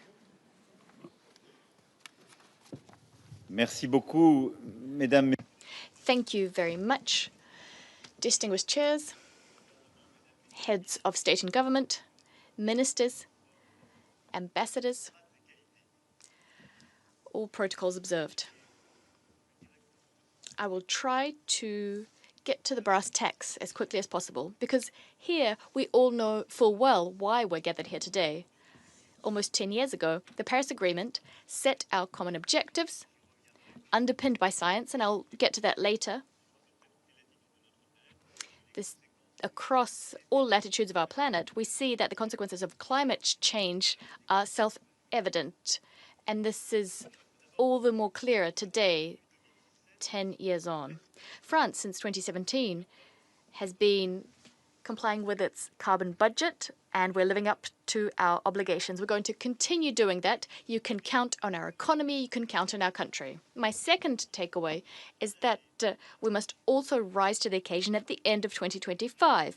We know that there are going to be a number of objectives which we must meet at the COP30 in Belém, and that's very important. And I'd like to express our support to President Lula, all of the negotiators. You have our support.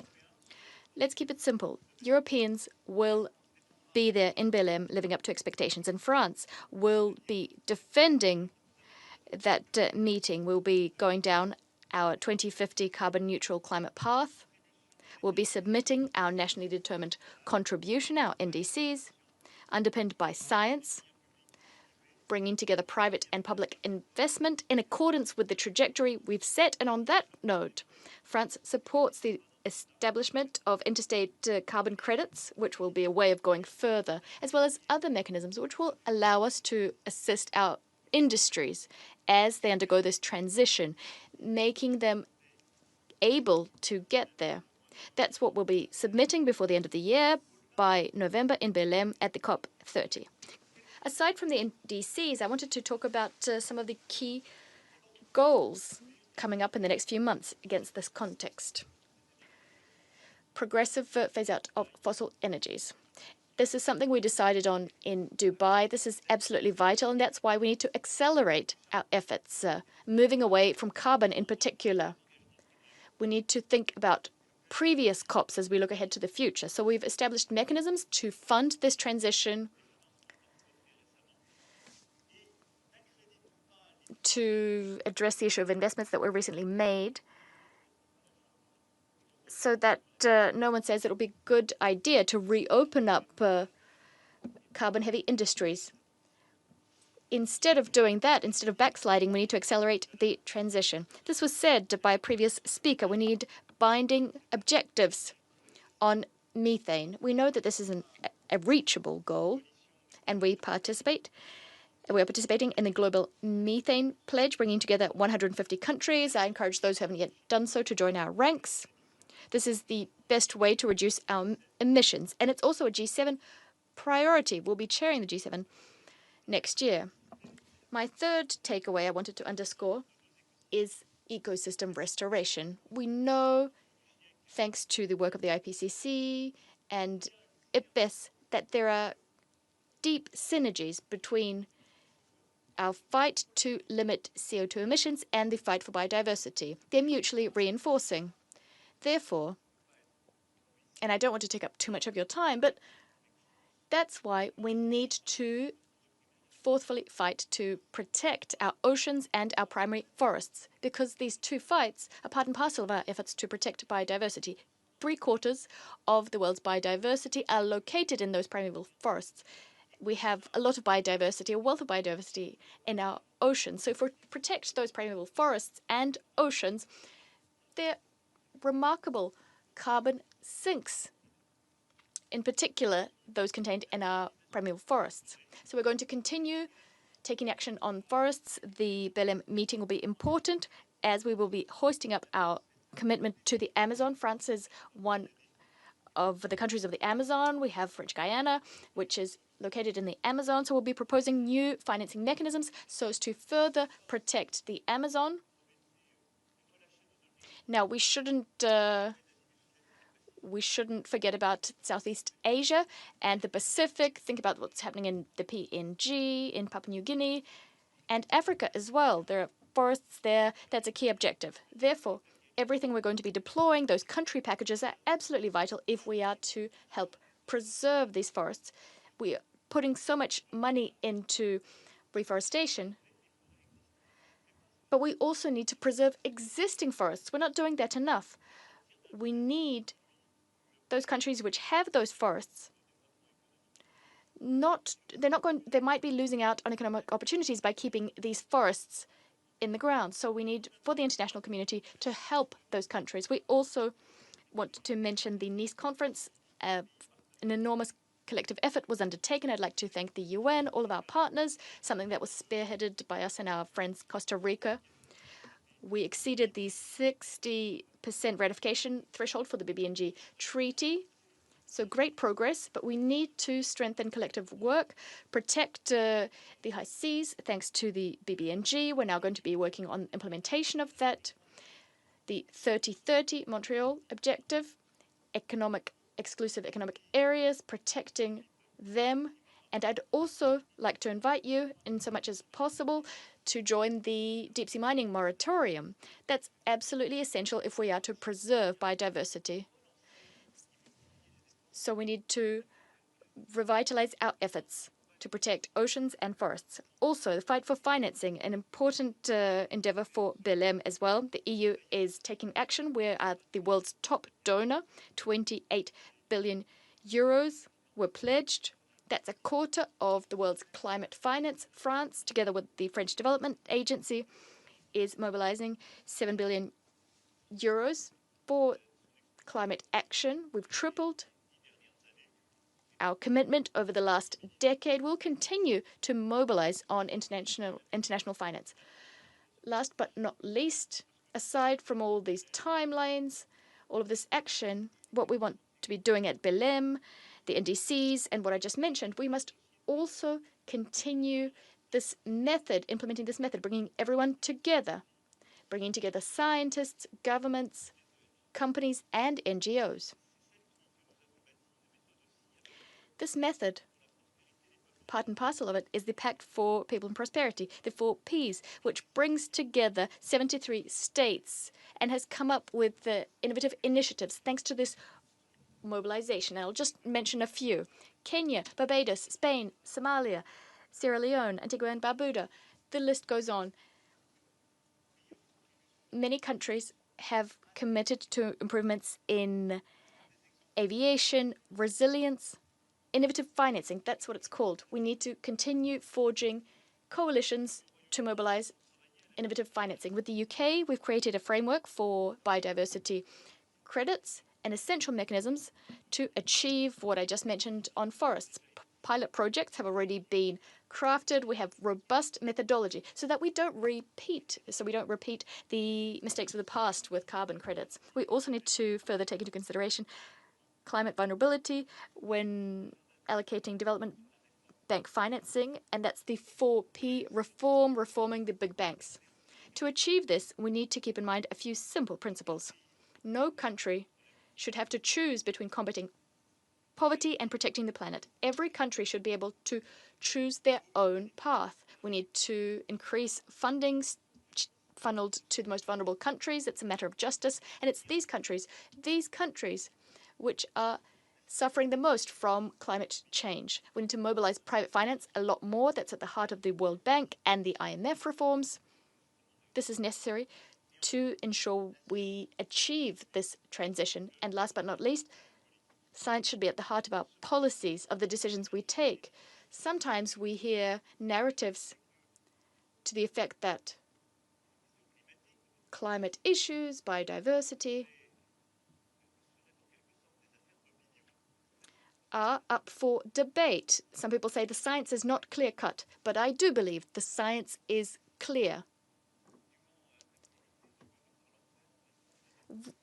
Recognized scientists, eminent scientists, harbor no doubts. We defend open, free science so that we can underpin our decisions with that science. And that is why 800 IPCC scientists will be meeting later this year to continue driving ahead this agenda here at the United Nations so that we make good decisions. Thank you very much for your collective efforts. I thank you. I thank the President of the French Republic and now welcome His Excellency Tshering Tobgay, Prime Minister of the Kingdom of Bhutan.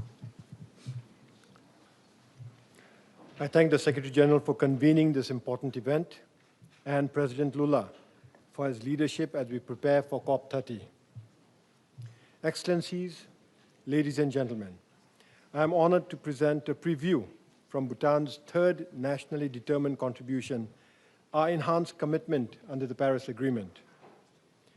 Bhutan is already carbon negative, absorbing 5 times more carbon dioxide than we emit, and over 70% of our land is under forest cover. We are determined to stay that way, even as we pursue sustainable growth, tackle poverty, and improve livelihoods. NDC 3.0 sets clear, quantifiable goals for 2035 and is integrated into our 10X economic roadmap and our updated long-term low-emission strategy. At its heart lies the Gyealfu Mindfulness City, a bold model for low-emission, climate-resistant urban development. But our commitments come at a real cost. We forego hundreds of millions of dollars in revenue every year by not exploiting our natural resources. We spend 3.2% of our GDP on climate and biodiversity, which is among the highest in the world today. We subsidize rural electricity to reduce firewood use and have embedded climate education in our education system. Yet, the effects of the climate crisis are escalating. To cite but just one example, road restoration costs due to climate impact have risen by 112%, diverting much-needed funds for urgent development works. Bhutan is doing more than its fair share, but we cannot do it alone. We call on the international community for predictable finance, technology, and capacity support so that we can sustain our neutrality and resilience.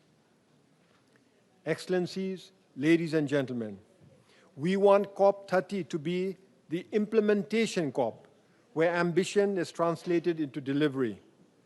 Bhutan will lead by example, submitting NDC 3.0 ahead of COP30 with concrete, actionable targets.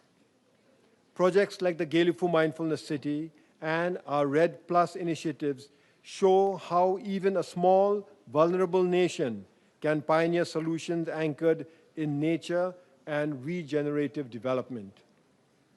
Excellencies, ladies and gentlemen, I am pleased to announce here that we will launch our NDC 3.0 in Laya, a nomadic highland community. The village is situated at over 4,000 meters above sea level. By doing so, we highlight the front line of climate change, melting glaciers, risks of glacial lake outburst floods, biodiversity loss, degraded pastures, and rising human-wildlife conflict. Highland communities all over the world, like Laya, are already living the consequences of climate change and need us to act on their behalf urgently. The time for rhetoric is over. Let us act decisively together. Thank you for your kind attention, and Teshidilem. I thank the Prime Minister of the Kingdom of Bhutan. Our next speaker is His Excellency Dick Schoof, Prime Minister of the Kingdom of the Netherlands.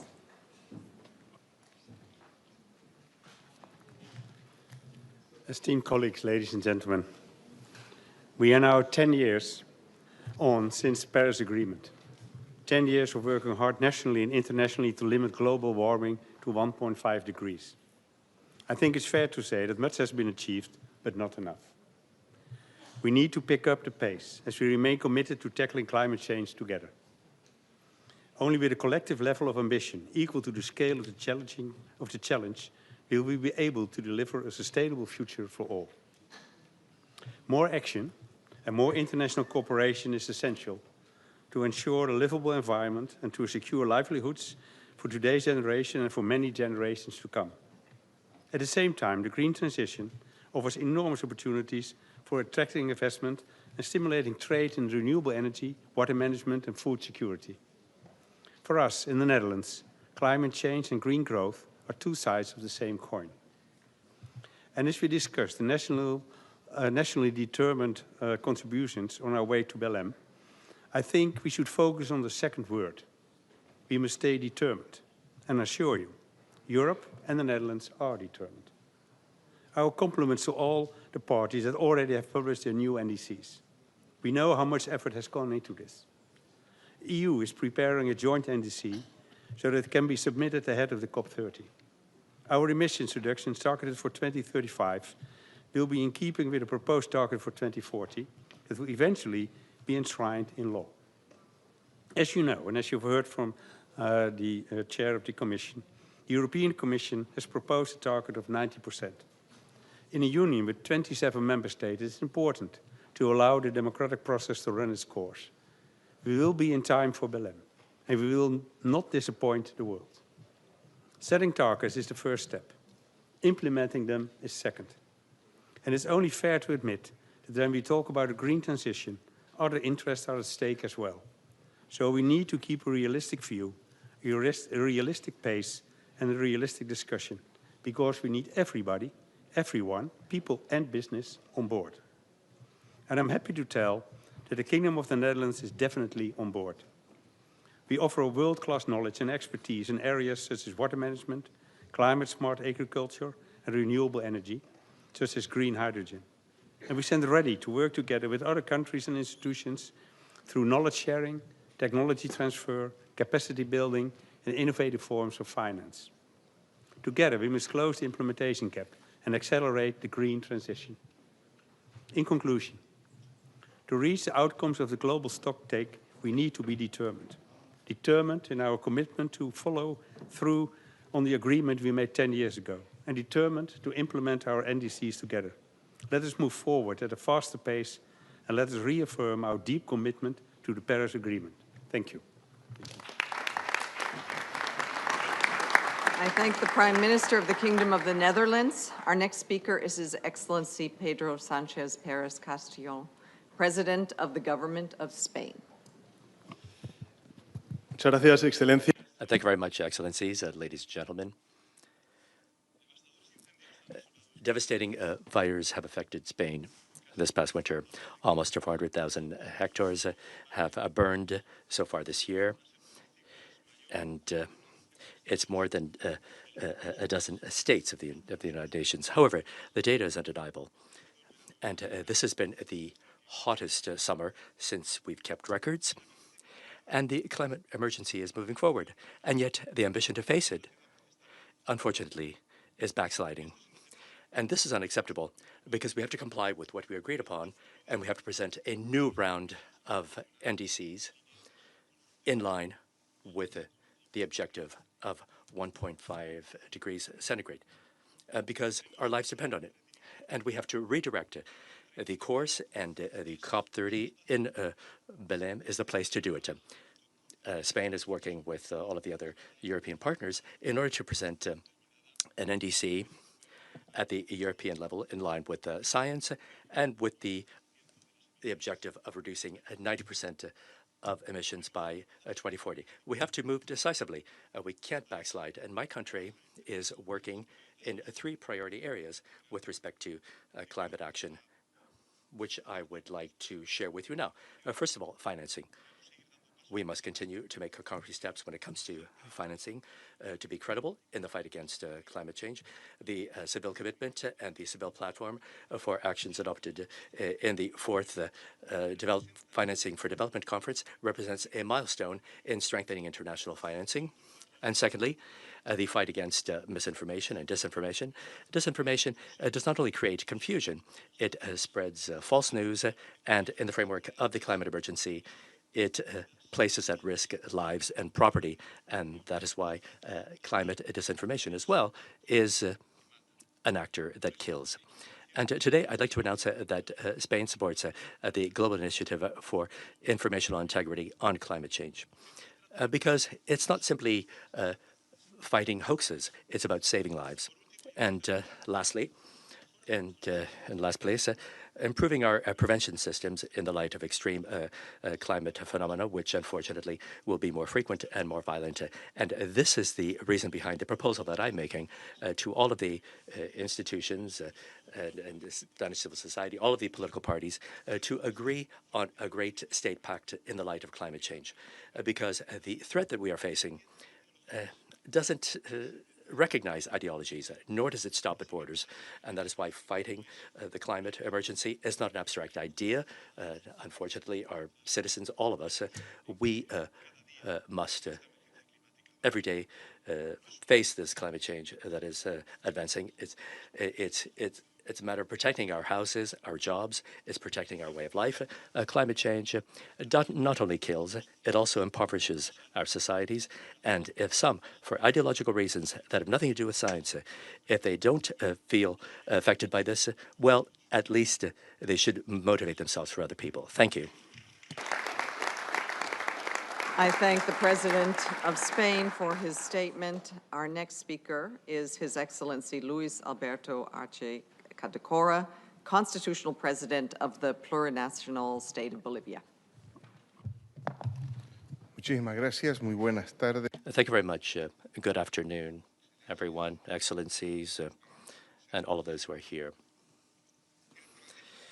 The paradigm, the Western capitalist paradigm, anthropocentric, has placed humankind in the greatest challenge to its history, the climate crisis, creating a reality where, paradoxically, developing countries who are not the ones who are guilty of this, we suffer the most serious impacts. All of the countries must assume their commitments to live well in harmony and in balance with Mother Earth, and within the framework of the principles of equity and common but shared responsibilities. Developed countries that have greater responsibilities, historic responsibilities, must take leadership when it comes to resolving the climate crisis and guarantee financing, technology transfer, as well as capacity building for developing countries. The main message of the developed countries that we have heard at this summit must be to achieve carbon neutrality by the latest, by the year 2035. One real solution to the climate crisis also has to include the commitment of the United States, the country with the largest global historic emissions, to comply with their climate obligations within the framework of the Paris Agreement. Greenhouse gas emissions in Bolivia are minimal, but we assume our responsibility within the context of the Paris Agreement, and we have presented our NDC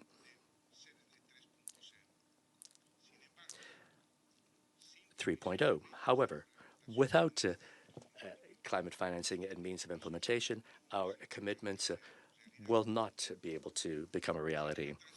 Without a fair transition, an international transition, actions in our countries will always be inequitable and will be limited in achieving our right to development. Bolivia is a victim of the unjust energy transition. Bolivia has drastically reduced its production of fossil fuels, and with the lack of a just transition of being an exporting country, now we're importing fossil fuels, and we have to devote more resources to pay for the external debt. As a result, there are not global conditions for a just energy transition. Today, Bolivia can affirm that we have taken a historic step forward. On the 15th of July this year, our program for emission reductions due to deforestation, promoted by the indigenous government of Charagua and Gambay in our country, it was certified in the UN platform, placing us in the carbon international market with credits of high integrity and indigenous leadership. This milestone not only makes visible the climate ambition of the country, but it also shows that we have laid the basis to accede to climate financing, complying with 3 of the 5 conditions, and consolidating state capabilities and community capabilities. With vast forest areas and a potential for mitigation and also social benefits, our model can be replicated at the national level, especially in protected areas, in order to ensure effective protection. We have a registry of programs and projects along these lines, which are being fully developed, and we are moving forward in consolidating them with other management instruments. We are strengthening the protection information systems to guarantee transparency, rights, and we will develop a mechanism to redistribute benefits, which is both just and transparent, which favors those who protect forests. We invite international cooperation as well as markets to accompany these sovereign efforts. Bolivia is ready to use measurable results, results of integrity, which would protect the Amazon as well as our entire ecosystem, generating well-being for our peoples and contributing concretely to the global goal of limiting global warming. We have assumed as a country the commitment to carry out significant and drastic reductions in deforestation of the Amazon by 2030 and strengthening the comprehensive conservation of our forests. However, without the provision of financing today and now, this task will be impossible. And that is why we would like to say that the Fund for Forests led by Brazil, and which will be launched in COP30, this should incorporate the provision of early resources and advanced resources for future results. We welcome the fact that Brazil would be the seat of COP30 in Belém, an emblematic symbol of the Amazon, convinced that multilateralism is the only path to overcome the climate emergency, and that in this COP, the leadership of Brazil will protect the interests of developing countries. Thank you very much. I thank the Constitutional President of Bolivia. Our next speaker is His Excellent Jeremiah Manela, Prime Minister of the Solomon Islands.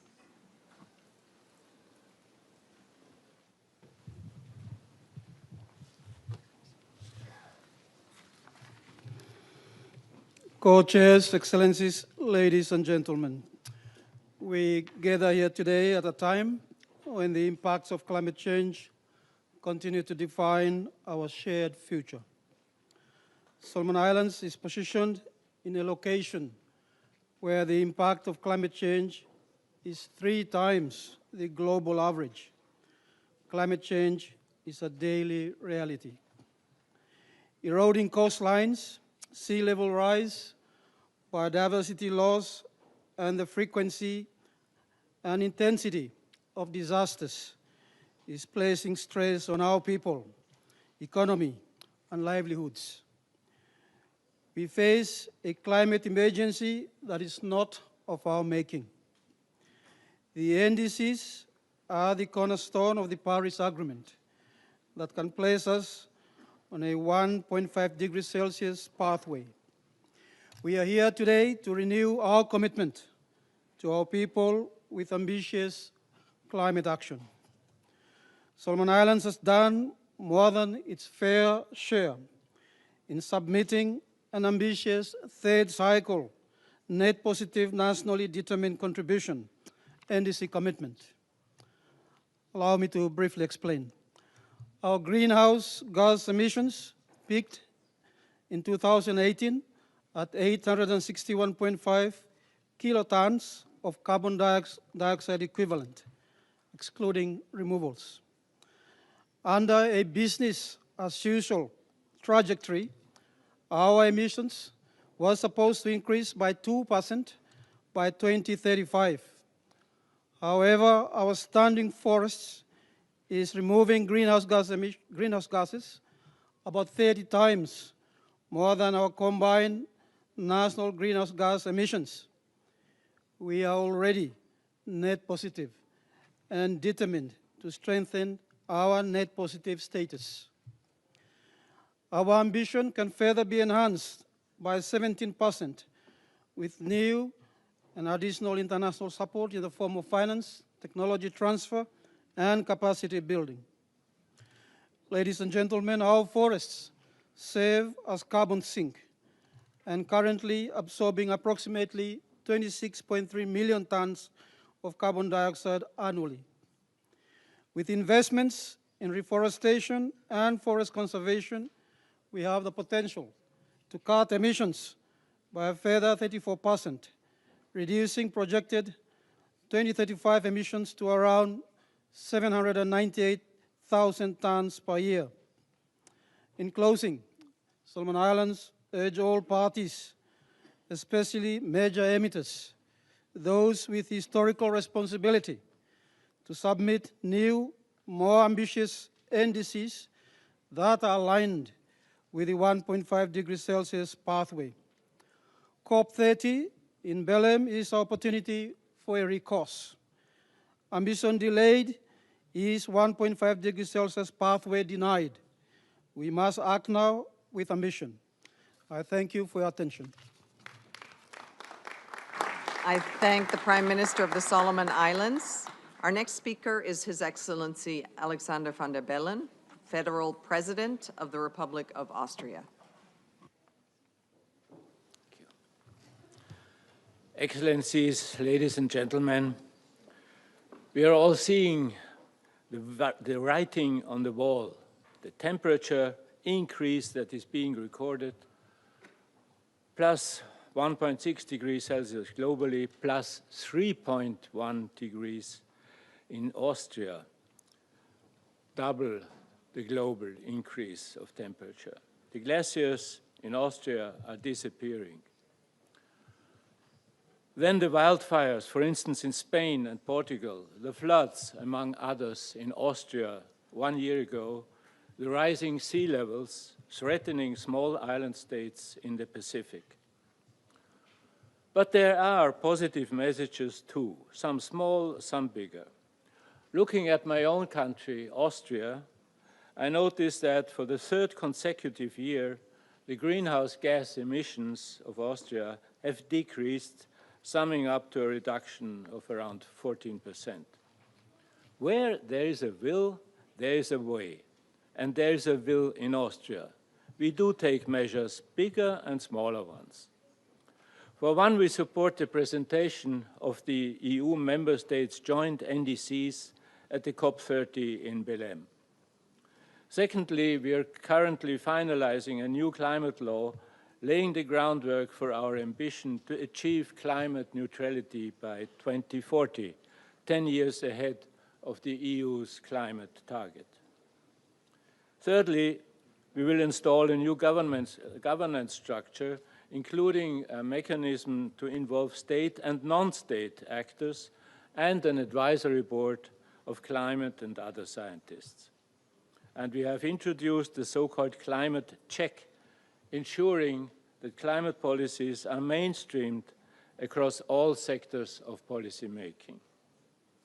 The energy transition is in full speed in Austria.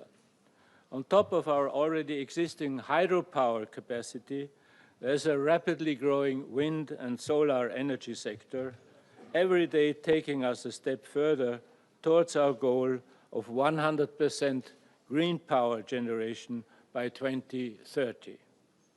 And yes, like so many other countries, we also face budgetary constraints. But inaction would end up being far more expensive than investing now in a climate-neutral economy, which is why Austria will continue to contribute appropriately to international climate finance and is actively engaged in the UN Climate and Security Mechanism. Ladies and gentlemen, many other bigger and smaller positive messages are around the corner. Of some of them we have heard today. And I hope that COP30 in Belém will witness an ambitious coalition of member states willing and ready to change course. Austria will be there standing with you. Thank you for your attention. I thank the Federal President of the Republic of Austria. Our next speaker is His Excellency Americo Ramos, Prime Minister of the Democratic Republic of São Tomé and Príncipe.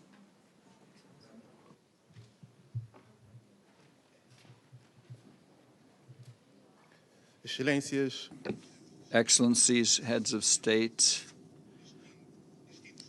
distinguished delegates, it is a great honor and with great sense of responsibility that I direct my words to this illustrious audience in the name of the people and the government of the Republic Democratic of São Tomé and Príncipe.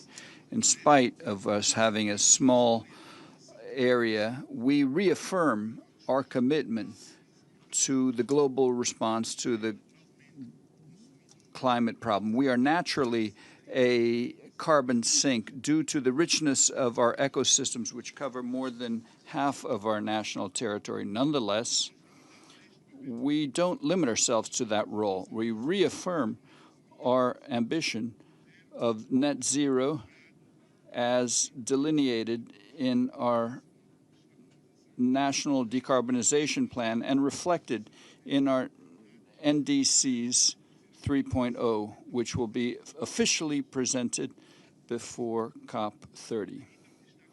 Allow me to highlight some central measures of our NDC 3.0. We have increased the NDC 2.0 goals for reducing emissions to 27% to 36% by 2035, based on the national inventory of 2018. We have committed to increase the participation of the share of renewables in our grid to up to 50% by 2035, along with robust efficiency measures. NDC 3.0 places adaptation at the center of our activities as far as infrastructure, tourism, biodiversity are concerned, trying to quantify for the first time the costs of adaptation measures. We are strengthening our efforts, including gender equality and including the youth in our efforts. Excellencies, as far as in the name of ecological protection, we are passing Law 820, which will prohibit the production of plastic bags, an important measure to end pollution by plastics. We have a national strategy of transitioning us to a blue economy with a plan to make these strategic goals real. We are also renewing our third national plan and strategy for biodiversity, as well as our biodiversity financial plan to try to reverse the loss of biodiversity and thus guarantee the resiliency of our ecosystems.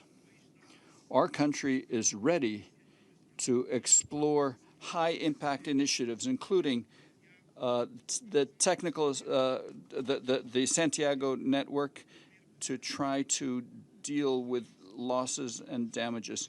We are committed, but we also realize that we will never reach these goals by ourselves. In this context, we realize we acknowledge the Secretary of the Secretary General, and especially through the climate promise, São Tomé and Príncipe is benefiting from technical, the UNDPs, the FAOs, and many other entities who are collaborating with us. We call for all our partners, be they government, private, or from civil society, that they redouble their efforts to reach the ambitious goals of NDC 3.0 so that we can have concrete results. Together, we can guarantee that small island states and developing states, in spite of their vulnerabilities, can be leader in climate action and can be an example for the rest of the world. Thank you very much. The Democratic Republic of São Tomé and Príncipe. Our next speaker is His Excellency John Briceño, Prime Minister of Belize.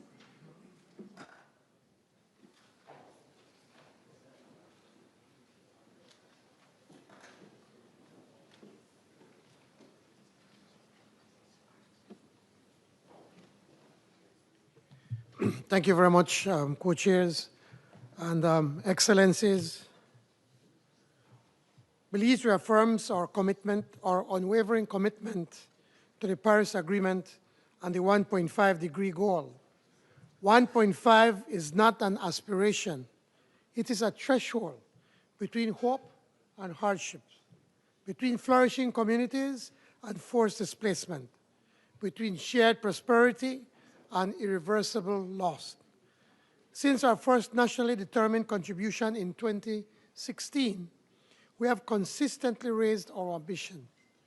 Today, our NDC 3.0 charts an even bolder course, strengthening our 2030 targets, and for the first time, setting 2035 target goals aligned with our long-term low-emission development strategy. Our NDC 3.0 delivers concrete action, expanding renewable electricity generation from 53% to cover 75% of domestic needs by 2030 and 80% by 2035, restoring 25,000 hectares of degraded forest and implementing sustainable land management on 90,000 hectares, or 3% of our land territory by 2030, doubling our carbon sequestration from 2.5 million tons in 2030 to 5.1 million tons in 2035, protecting and restoring 2.5 thousand hectares of mangroves while safeguarding an additional 8,000 hectares. Since submitting NDC 3.0, my government has committed to plant 1 million trees by 2028. Belize's NDC's 3.0 is expanding marine biodiversity, protection to cover 30% of Belize's ocean by 2026, and driving emissions reductions across energy, waste, and agriculture. But let me be clear, ambition can only succeed if matched by support. For small, climate-vulnerable nations like Belize, this means scaled-up, predictable finance, accessible technology, and genuine partnerships. The science is unforgiving. The window for 1.5 degrees Celsius is closing rapidly. Belize will continue to lead with ambition, but the success of our NDC 3.0 and the global goal of 1.5 degrees Celsius depends on all of us acting with unprecedented urgency, solidarity, and climate justice. Thank you.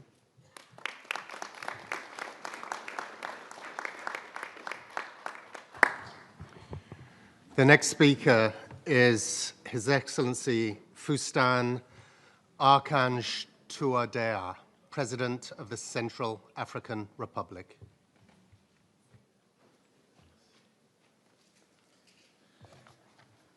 Excellences, Excellencies, ladies and gentlemen, it is an honor and a great responsibility for me to speak on behalf of the Central African Republic here in this chamber where the future of humanity hangs in the balance.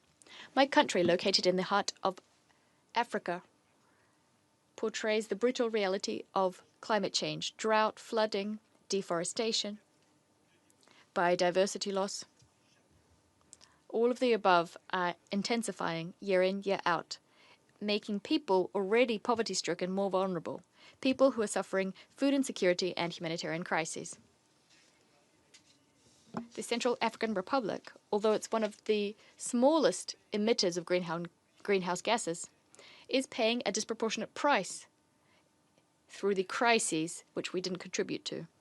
This situation compels us to take the floor to recall that climate justice and global solidarity should be turned into deeds instead of simply remaining good intentions. Excellencies, we know that the world has fallen behind.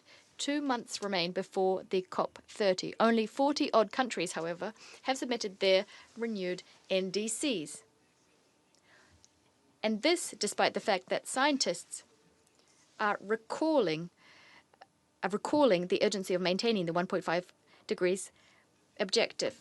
The big emitters responsible for 80% of emissions have not yet submitted responses in keeping with the challenges we face. Piecemeal solutions are insufficient. History shows that we can undergo transformation, and the COP is an opportunity for us to deliver measurable results, for our people. The Africa region is taking action with the support of the World Bank and the Global Environment Fund. We have launched the Previa project aimed at promoting resilient infrastructure. This project is nature-based. It will strengthen urban resilience in Beberati and Bangui. Specifically, it will benefit 300,000 people. It will create 3.5 thousand green jobs, especially for women and young people. That's what it means, moving from commitments to results. Furthermore, we have a national strategy for the sustainable management of 7 million hectares, which are well protected, and some of them on the UNESCO Intangible Heritage list. It's not just about conservation. This is our direct contribution to striking a global climate equilibrium. Ladies and gentlemen, in September of last year in Addis Ababa at the African Summit, the African Climate Summit, Africa spoke with one voice, accelerating climate solutions and financing for green and resilient development is what we called for. The Central African Republic is unswervingly committed to the above. We are promoting homegrown, inclusive solutions that are rooted in our communities. We are calling for equitable, direct, and streamlined access to climate financing which is currently inaccessible and far too complex for vulnerable countries. We also want to swiftly see the operationalization of the Loss and Damage Fund so that frontline countries can address the disasters threatening their very survival. Our ambition is clear-cut. We want resilient green cities. We want to use nature to protect us, to ensure that we can resist climate shocks. We want to build low-carbon economies that generate jobs, and hope for our young people.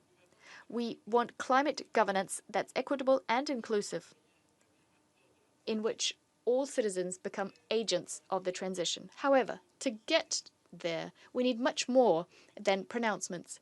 We need climate integrity, consistency between what we say here and what we do back in our countries. Excellencies, partners, history is looking at what we do. Any delays, any missed deadlines results in lives lost, in generations sacrificed. The Central African Republic would like to reiterate our commitment to being a resolute actor of the fight for our climate. And we'd like to underscore that a fight waged by one country is not enough. What is called for is real operational global solidarity. We do not have the right to be indifferent. We no longer have the right to the status quo. We have a shared but differentiated responsibility through which we can transform this crisis into an opportunity to build a fair, low-carbon and sustainable future for all. Ladies and gentlemen, thank you for your kind attention.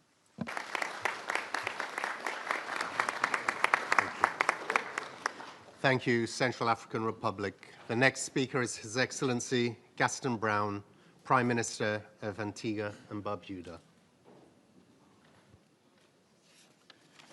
Thank you very much, Co-Chair. Distinguished ladies and gentlemen, colleagues. For small island developing states, global decarbonization is not optional. It is a matter of justice. For over a century, the fossil fuel economy concentrated wealth and power in a few nations and industries. Those who profited most should now shoulder the cost of rapid, orderly, and fair transition. This is the polluter pays principle in action. Antigua and Barbuda has endorsed the Fossil Fuel Treaty Initiative to create a rules-based phase-out of coal, oil, and gas backed by finance and technology. Climate change is a threat multiplier. It magnifies every vulnerability and accelerates every injustice.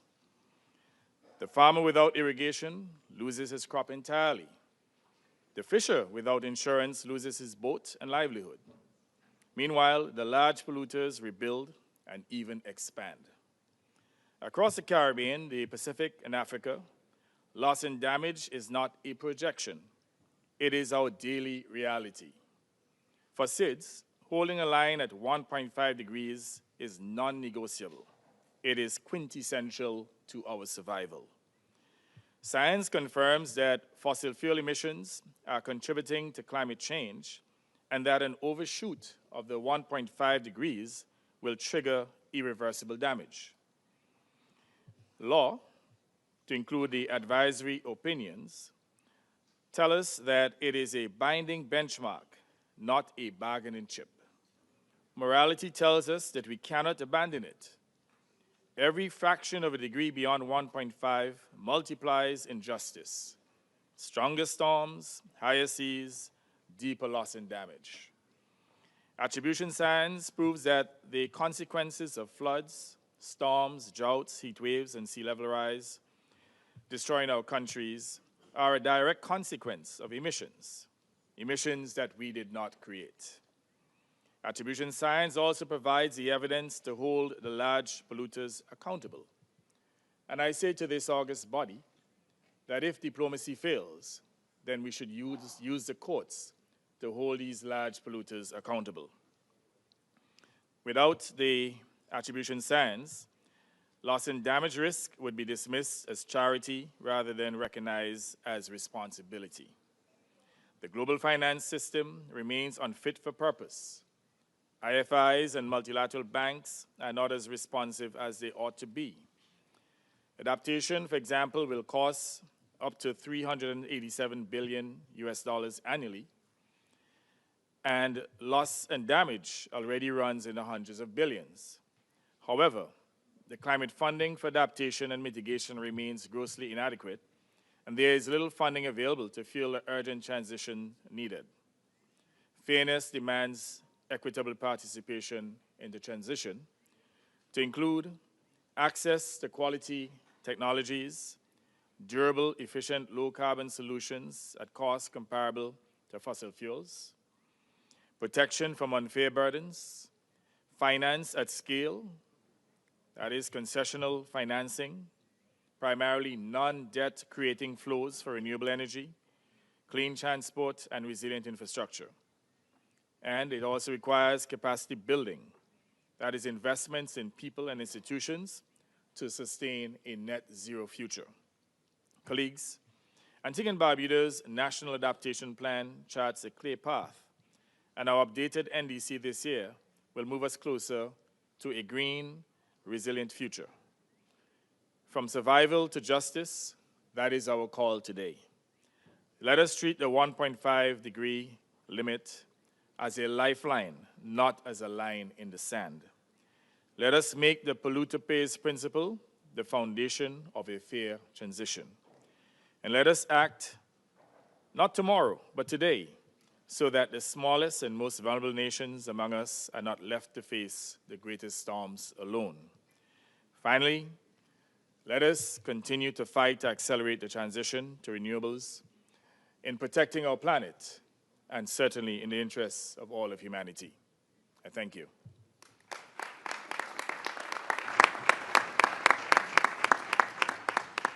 Thank you, Antigua and Barbuda. The next speaker is His Excellency Sitiveni Liga Mama da Rabuka, Prime Minister of the Republic of Fiji.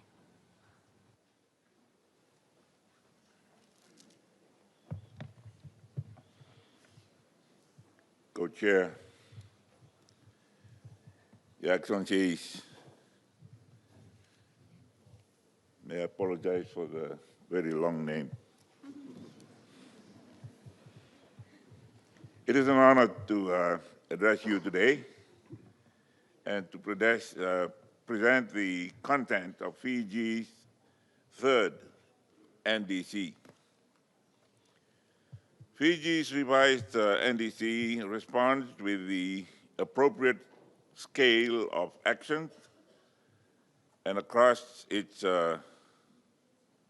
element demonstrates a leveling up of our vision and our commitment. Fiji has pledged to increase our energy sector emissions reduction target from 30 to 36%. Your Excellencies, our NDC is our prospectus to support access to the means of implementation, the finance and technology, and the expertise required to supplement our resources. Fiji is firmly committed to harnessing indigenous forms of energy and the phasing out of fossil fuel use. We also target to produce 100% of our electricity from renewable energy sources by 2035.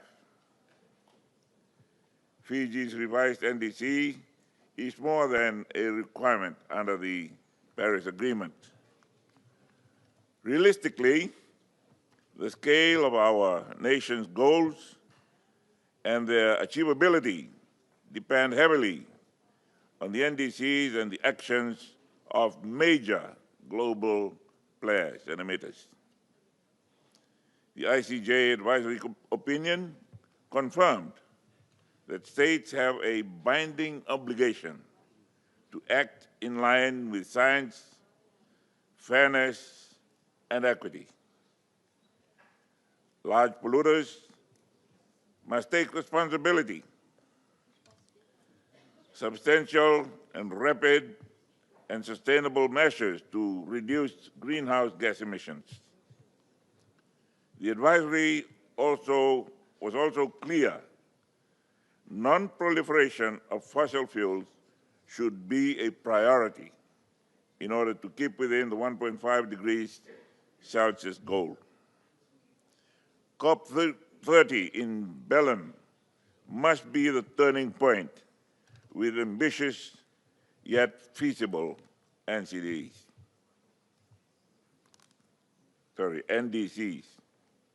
I urge my fellow leaders, you ladies and gentlemen, to take courage with the political will, the resources and relentless drive to do what is right for humanity, for a sustainable future for all of us. Thank you very much.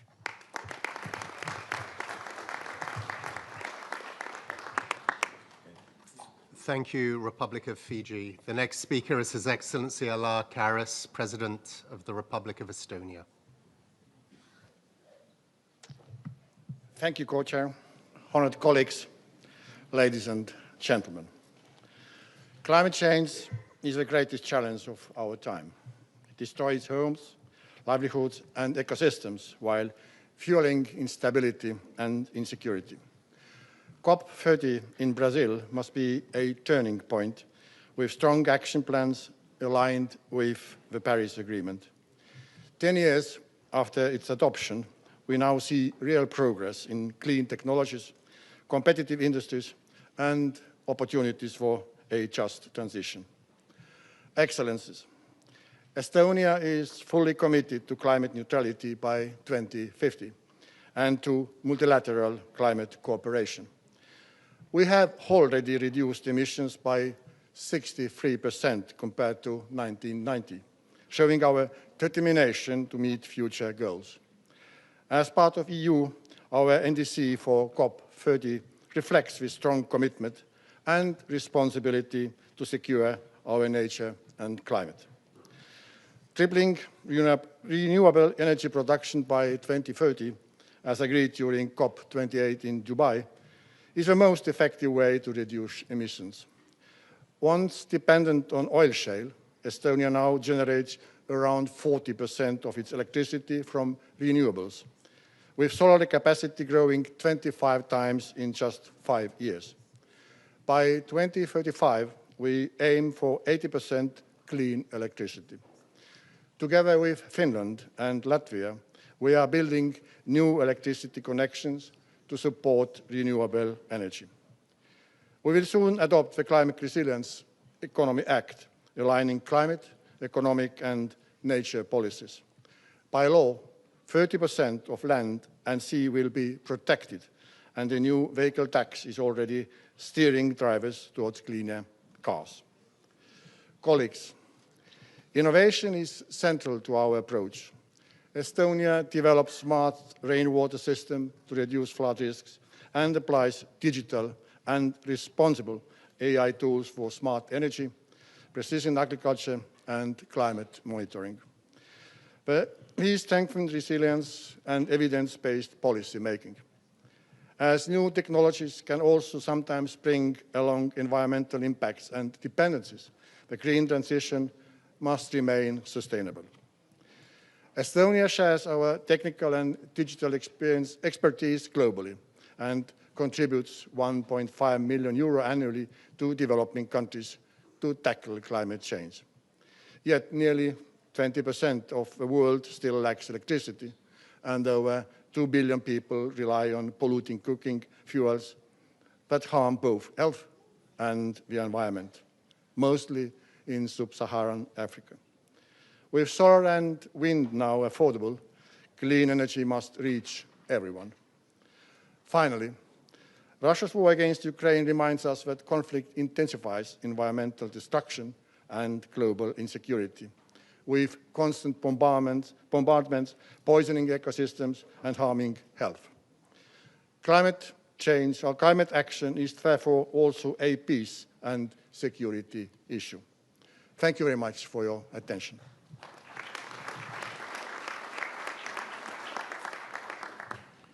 Thank you, Republic of Estonia.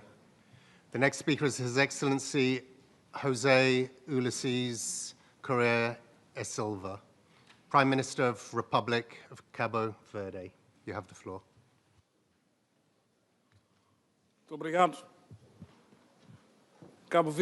Thank you. Cape Verde is an African place. It's in the group of countries that produces very few carbon emissions and suffers a lot of impact of the climate change. The hurricanes that affect the U.S. were going to affect the U.S. and the island of St. Vincent was affected. Torrential rains caused sudden floods, loss of life, displacement of families, destruction of infrastructure, and several $1 million of damage. These are increasingly frequent extreme meteorological phenomena, a warning about the urgency of strengthening resilience and protecting lives. Like other countries, we are at the forefront to be preparing our NDC 3.0, which will be issued at the end of October. Our goal is to accelerate the just transition, protect the most vulnerable people. We are going to align ambition with credibility, results, and accountability. We want to accelerate the energy transition. Our goal is to achieve more than 50% of electricity produced through renewable energy by 2030 and to get to more than 80% in 2024. It's a simple initiative, but costs money, like public lighting, 100% on LED. This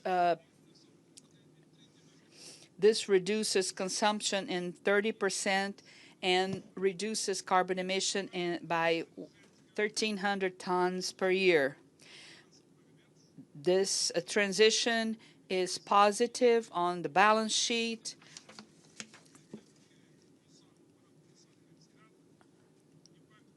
It's a positive impact in terms of the energy resources and in carbon emission. The energy transition is not an ideological matter, and it's not a doctrine matter, especially regarding those that defend ecosystem questions. It has a social impact, an environmental impact, and we need adaptation centered in people and science. In terms of water, we have ecosystems, land ecosystems, and maritime ecosystems. We have priorities. We have priorities to these systems. People with deficiencies along the shore or communities along the interior, we will give assistance to them. The next round of NDCs will only comply with the Paris Agreement if it is accompanied by means compatible with urgency, especially for adaptation. We have internal resources to face emergencies. So what happened in São Vicente? We have an emergency fund, a national emergency fund that mobilized more than $10 million. But it won't be enough because we will be more resilient, and more resiliency demands more investment. Thank you very much.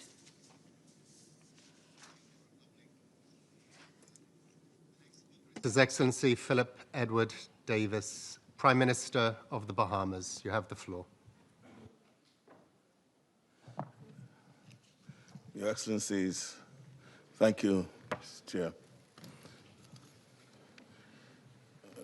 Colleagues, we are at an inflection point in our planet's history. As we mark the 10th anniversary of the Paris Agreement, we have a choice: advance ambitious climate action plans for the sake of people and our planet, or retreat, sacrificing lives, livelihoods, cultures, and biodiversity. 6 days ago, on leaving my country, we were being threatened by a hurricane called Gabriel. Thankfully, we were spared. As I stand here at this very moment, there are two systems that are threatening my country, AL3 and AL94. And each of them have been predicted to be impacting my islands. The frequency and intensity of hurricanes is real. It's no hoax. It's not a con job. The 1.5-degree Paris temperature goal is on life support, and our actions ahead of COP30 and beyond will give it the opportunity to either survive or we accept that we have come to the end of a singular call for the hope of humanity. It is clear that some of the most ambitious nationally determined contributions in the world are from developing countries, particularly small island developing states, and notably in the Caribbean region. And while small island developing states emit less than 0.01% of greenhouse gases, the ambitious climate action goals we set out in our NDCs are being proposed not only to curb emissions, but to build in adaptation, climate resilience, and sustainable development co-benefits. However, the means of implementing our NDCs are largely conditionally based on the availability of financial resources, largely from international partners. And despite limited finances, we in the Bahamas have taken the approach to be solution-oriented in the fight against climate change. In our pre-2030 NDCs, the Bahamas established a goal of reducing greenhouse gas emissions by 30% by 2030. This goal is being driven by increasing the provision of renewable energy sources by 30% and addressing technological advancements in the transportation sector by setting a target of electric vehicles to represent 35% and hybrid vehicles representing 15% of vehicle sales by the year 2030.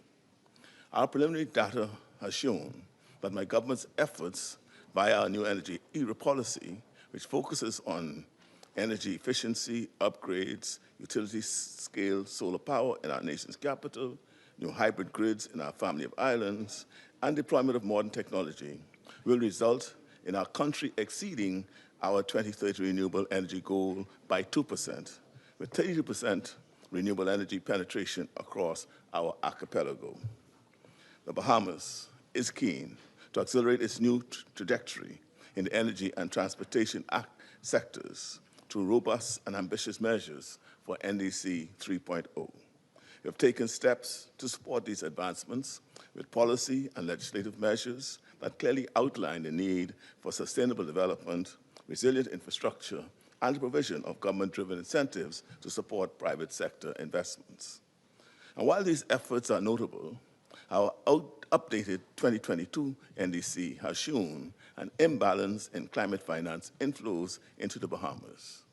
Nearly $155 million was received between 2010 and 2020, with $140 million earmarked for mitigation actions and $50 million for adaptation. We have shown a willingness to document our priorities, outline our plans, secure partnerships, and make legislative and policy changes, but adaptation has to be better supported by international partners, and it must be balanced. We are a small country, but we punch above our weight because we know that protecting our climate will ensure a future for our islands and our people. We not only have a moral duty, but a legal imperative to address climate action as a global community. The Bahamas remain committed to the Paris Agreement, to advancing ambitious climate action plans, and submitting our NDC 3.0 ahead of COP30 in Belém. And we call on other parties to do the same. As I've said before, the time for business as usual is over. The time for bold, transformative action is now. So let us seize this moment together to save our planet and our humanity. Thank you.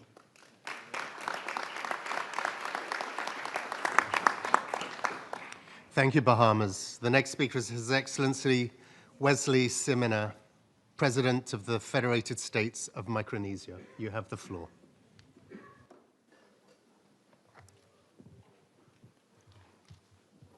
Thank you, co-chairs, Your Excellencies, ladies and gentlemen. Debating whether climate change is real or not is a distraction and a waste of precious time we do not have. For small island developing states like Micronesia, it is a crisis we live with every day. The impacts are constant. King tides, storms, droughts, saltwater intrusion, and shifting rainfall devastate our 600+ islands, threaten our water and food security, and endanger our ancestral sites. Last year, severe droughts forced us to declare a state of emergency, showing how quickly circumstances can turn dire at the front line of this crisis. Yet, the global response lags far behind the science. While the facts are clear, why is urgent action still missing? Humanity continues to face disaster after disaster. And for small island nations like ours, the devastation is catastrophic. Micronesia has never shied away from climate leadership. We called early for a phase-down of harmful chemicals, was first to sign the PB&J Treaty, and helped lead the global methane pledge. Our new NDC and methane roadmap to be launched at COP30 renew this commitment with pathways grounded in science. But these require solidarity, for no country can meet the challenge alone. Future generations deserve a tomorrow that is healthy and resilient. We owe it to them to curb emissions, scale up ambition, and nurture leadership. Limiting fossil fuel use is not enough. The FSM continues to call for a fossil fuel non-proliferation treaty and welcomes the invitation from Colombia to host the first international conference on the equitable phase-out of fossil fuels. To keep 1.5 alive and secure our survival, we must act now, for us today and for all generations to come. I thank you.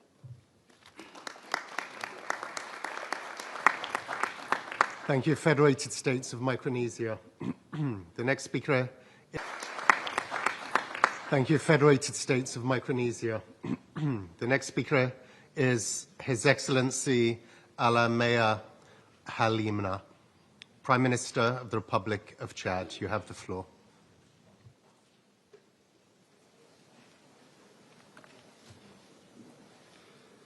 Merci, Monsieur le Président.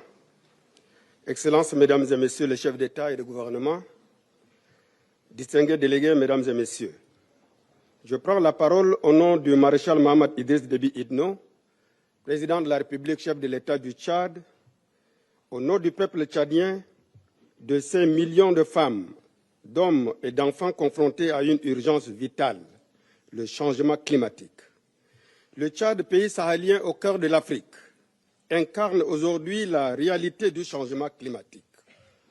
Dans mon pays, les lacs s'assèchent, les villages se vident, les terres s'épuisent et notre jeunesse est contrainte à l'exil, non pas par choix, mais guidée par l'instinct de survie. Le lac Tchad, autrefois mer intérieure qui nourrissait nos terres et nos communautés, dont dépend la vie de 30 millions d'âmes, issus des 4 bassins des pays du bassin, a perdu en un demi-siècle plus de 90% de sa superficie. Sa disparition progressive a détruit nos écosystèmes naturels, a appauvri des millions de riverains et a contribué à alimenter les tensions et conflits autour de l'accès aux ressources naturelles. À cette épreuve climatique s'ajoute une autre menace tout aussi implacable, la menace persistante de la secte Boko Haram dans le bassin du lac Tchad. Déjà appauvri par la sécheresse et frappé par les inondations, des milliers de riverains doivent fuir leur village pour échapper aux violences, subissant ainsi une double peine, celle du climat et celle du terrorisme. Face à cette double peine, le Tchad ne peut lutter seul, et pourtant, nous agissons seuls. Notre contribution déterminée au niveau national, actualisée en 2021, illustre notre engagement à réduire nos émissions de gaz à effet de serre de 19,3% d'ici 2030 par rapport au scénario de référence, tout en renforçant notre résilience climatique. Actuellement, nous sommes en train de réviser notre CDN 3.0 pour mieux nous adapter et réduire nos émissions. Mesdames et messieurs distingués invités, vous conviendrez avec moi que la protection des populations face aux effets du changement climatique est à la fois un impératif humanitaire et une action essentielle pour assurer le développement durable de nos communautés. Dans cette perspective, le Tchad présentera à la COP30 à Belém une feuille de route articulée autour de 4 axes majeurs. 1. La mise en place d'un guichet unique pour les contextes fragiles au sein des institutions financières climatiques, dotées de procédures accélérées et de critères d'éligibilité adaptés à nos réalités. 2. Intégrer le nexus climat, paix et sécurité dans tous les mécanismes de financement, reconnaissant que les investissements climatiques contribuent à la prévention des conflits. 3. Multiplier les plateformes nationales comme instruments d'innovation pour permettre aux pays vulnérables de devenir pleinement acteurs de leur propre transformation. 4. Respecter les engagements de financement climatique en adaptant les mécanismes aux réalités des contextes fragiles. Au Tchad, nous refusons de subir.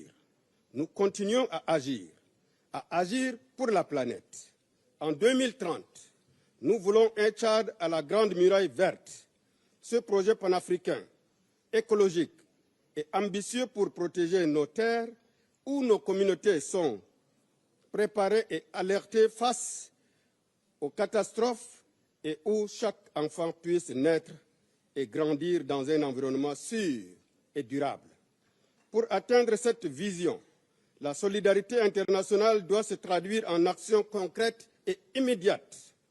Ensemble, nous pouvons faire de la COP30 un tournant historique où l'ambition climatique devient le moteur de la croissance, l'encre des alliances stratégiques et la démonstration que le multilatéralisme fonctionne quand il est soutenu par l'ambition et la mise en œuvre. Je vous remercie.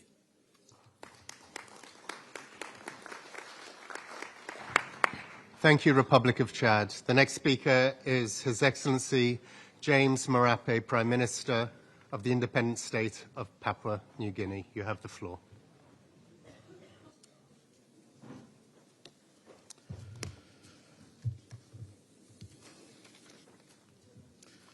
Thank you very much. Excellency Secretary General, Excellency President Lula, I know both of them are absent, but the system is registering our conversation. I want to thank them for hosting this important session.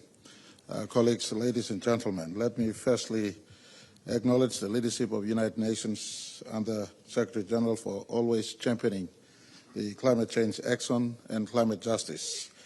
I thank also President Lula and Brazil for convening this timely meeting as we head towards COP30, and I reaffirm Papua New Guinea's support. As a forest and ocean nation, we stand with Brazil for COP30, and we equally offer our support for Australia's bid for COP31, so that the world recognizes the central role that forests and oceans play in climate change mitigation.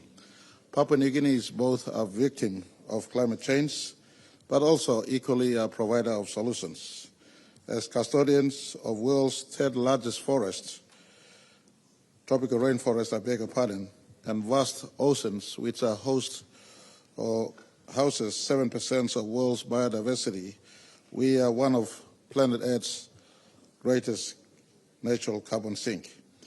Despite our small carbon footprint, we will join Brazil at COP30 to advocate that the big polluters and high-emission industries must pay for forest and ocean nations to keep our trees standing and our corals alive.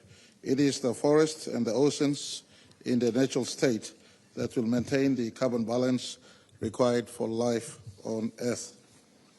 As at home, Papua New Guinea, we are doing our part. Through our enhanced NDC, we are scaling up renewable energies. We are also working to commit to net zero deforestation by 2030. We are also finalizing a blue national carbon policy to safeguard our mangroves, our seagrass, our coastal ecosystems, and our biodiversity. We are also reinvesting in climate-resilient infrastructure and early warning systems for our people. But ambition requires resources. For Papua New Guinea, the cost of delivering our commitment is estimated to the cost of $7.7 billion by 2030. We therefore call for scaled-up finance, technology transfer, and stronger global partnerships. We thank at this juncture the Green Climate Fund for their commitment to support and the remittance of funds to support some of the programs in Papua New Guinea. At COP30, we need to launch a public-private partnership in our view to fulfill paragraph 34 of the global stocktake that talks about reversing global deforestation by 2030. That goal will never be achieved unless we dramatically scale up finance now. We need this on the COP30 agenda, and it must be launched in Belém. In conclusion, Papua New Guinea joins Brazil and other forest nations in offering both our forests and oceans a solution to the climate crisis. Together, let us ensure a resilient, prosperous, and sustainable future for our children and generations to come. I thank you all.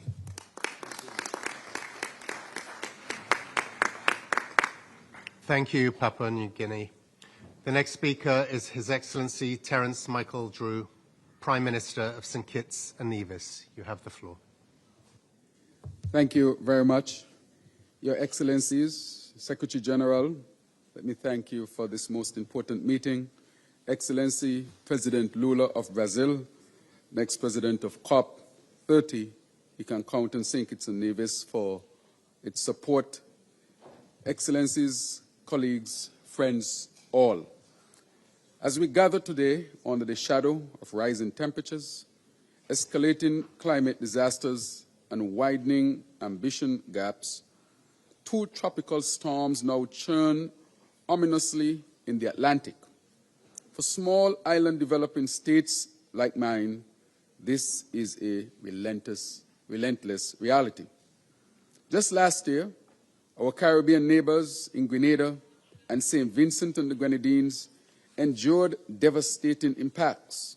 And even as we speak, families across the region remain in a state of anxious watchfulness because in our part of the world, hurricane season doesn't just bring storms, it brings a threat of lost lives, lost livelihoods, and lost decades of development. This is a story we know too well. And yet, what is most striking is not the frequency of disaster, but the scarcity of adequate response. We are not as victims, but as defenders of humanity, as leaders of nations that have contributed the least to this crisis, but stand to lose the most. We come as stalwart advocates for climate justice and equitable development. At its core, the choice before us is one of justice. Mr. Secretary General, we hear your call, we share your sense of urgency, and through our contribution to global emissions is negligible, our commitment is undeniable. As of September 2025, the internal drafting of our National Determined Contribution 3.0 is nearly complete. We expect to launch stakeholder consultations in October of this year and to finalize and submit our updated NDC ahead of COP30 in Brazil. The updated National Greenhouse Gas Inventory, the final critical component, is also on track for completion with international support by late October. We are developing our NDC 3.0 in tandem with a comprehensive national adaptation plan, a fully integrated, inclusive, and evidence-based process supported by partners such as Climate Analytics, the NDC Partnership, and the Caribbean Community Climate Change Center through a US $2.99 million GCF Readiness Fund. Our targets are sector-specific and anchored in national development priorities. In agriculture, our Climate Smart Agriculture project is on the way. In health, we are partnering with PAHO and World Health Organization to climate-proof our healthcare infrastructure. In marine and coastal ecosystems, we are expanding marine management areas and advancing aquaculture development. In tourism, our revised sector strategy is being finalized by mid-2026. In education, climate literacy will be mainstreamed across the school system next year. In energy, geothermal energy remains our greatest hope, along with solar energy and wind energy. We mean business. Our governance framework is being transformed to reflect the full spectrum of climate ambition, from mitigation to adaptation to loss and damage. Colleagues, Excellencies, we urge our partners in the global north to act as well, to act with urgency. Let this gathering, therefore, be remembered as a turning point and a moment when the world finally did what it had to do, what it had promised, which is to stand up for those who have long stood on the front line of climate change. Thank you.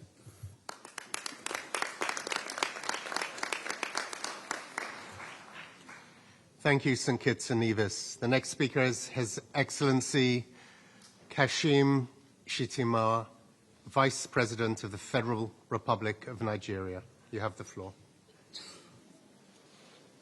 Your Excellency.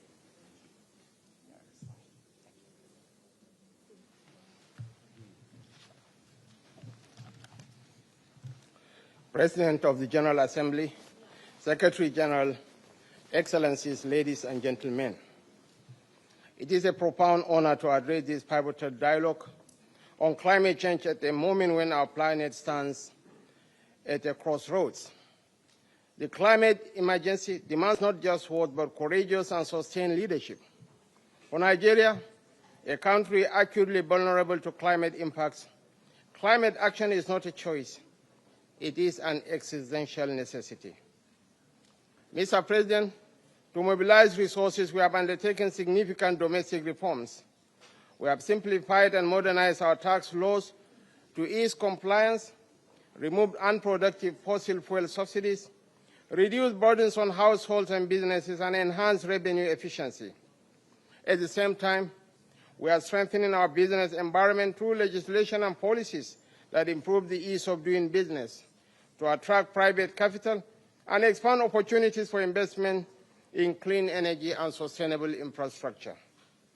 In March 2025, we launched the Nigeria Carbon Market Activation Policy, which establishes a robust framework for high-integrity emissions reductions while positioning Nigeria as a credible hub for Article 6 voluntary and compliance carbon markets. Through this mechanism, our target is to mobilize up to $2.2 billion by 2030 in high-quality credits and related investments. Mr. President, we are under no illusion. No country can tackle the climate crisis alone. Like other developing nations, Nigeria requires significant support to implement effective mitigation and adaptation strategies. We therefore call on international financial institutions, notably the World Bank, IMF, and African Development Bank, to scale up financing for climate action. Likewise, developed countries must honor their climate finance commitments, including the $100 billion annually pledged under the Paris Agreement. As a demonstration of our unwavering commitment, Nigeria has updated its nationally determined contributions NDC 3.0 in line with UNFCCC guidance.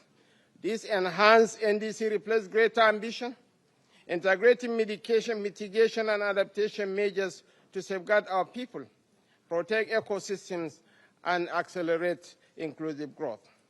It was formally submitted to the UNFCCC Secretariat on September 21st. This NDC 3.0 departs from the business-as-usual approach to an absolute economy-wide emission reduction, our highest ambition level to date. The targets are better defined and will be supported by an investment plan to accelerate its implementation. Nigeria's NDC 3.0 commits to significantly increasing mitigation and adaptation ambitions with clearer target compared to NDC 2.0.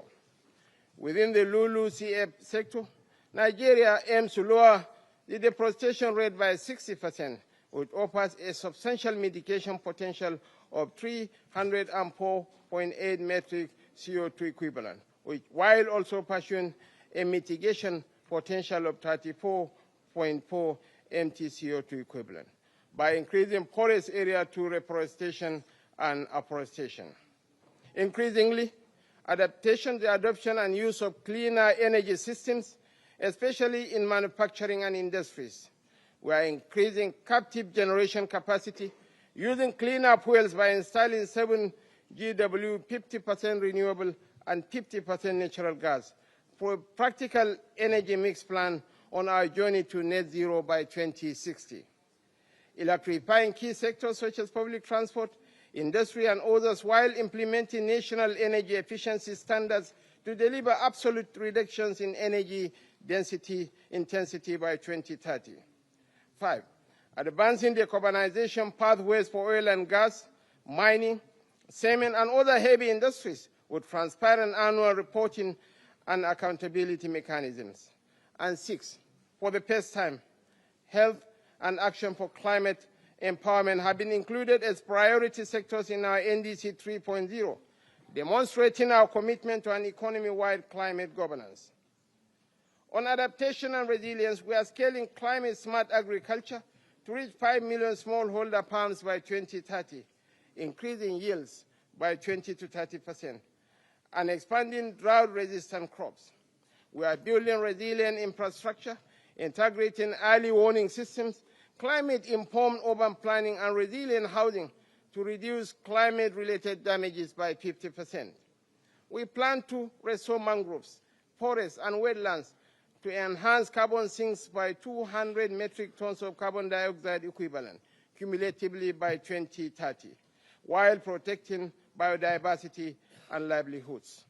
Nigeria aims to lower the deforestation rate by 60%.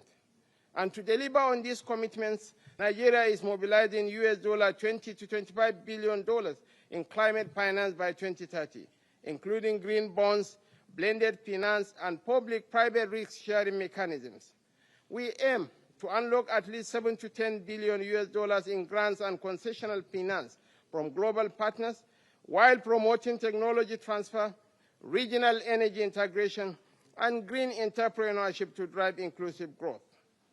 Institutionally, Nigeria has established the National Council on Climate Change, supported by a cross-ministerial secretariat to ensure coherence, accountability, and measurable results. We have adopted a transparent monitoring, reporting, and verification system aligned with global best practices to track progress annually. Already, solar mini-grids power over 150 rural communities, while nature-based solutions have reduced flood damage by over 40% in coastal areas, improved fisheries, and sequestered carbon. Mr. President, finally, Nigeria's climate action is anchored on social equity. Women, youth, persons with disabilities, indigenous peoples, and vulnerable communities are at the heart of our transition. Social protection, reskilling, and just transition programs are in place to ensure that no one is left behind. We therefore call on global partners to scale up concessional finance, knowledge sharing, and technology transfer to accelerate not just Nigeria's transition, but Africa's contribution to a safer, more sustainable world. In closing, Mr. President, let me reaffirm.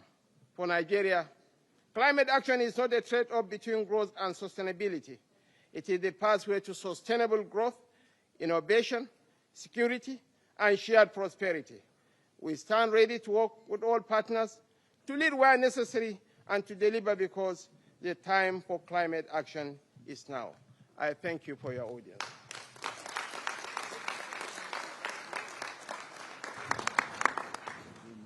Thank you, Nigeria. We now move on to interventions from ministers, and interventions are limited to 2 minutes. The next speaker is His Excellency Dion George, Minister of Forestry, Fisheries and the Environment. You have the floor.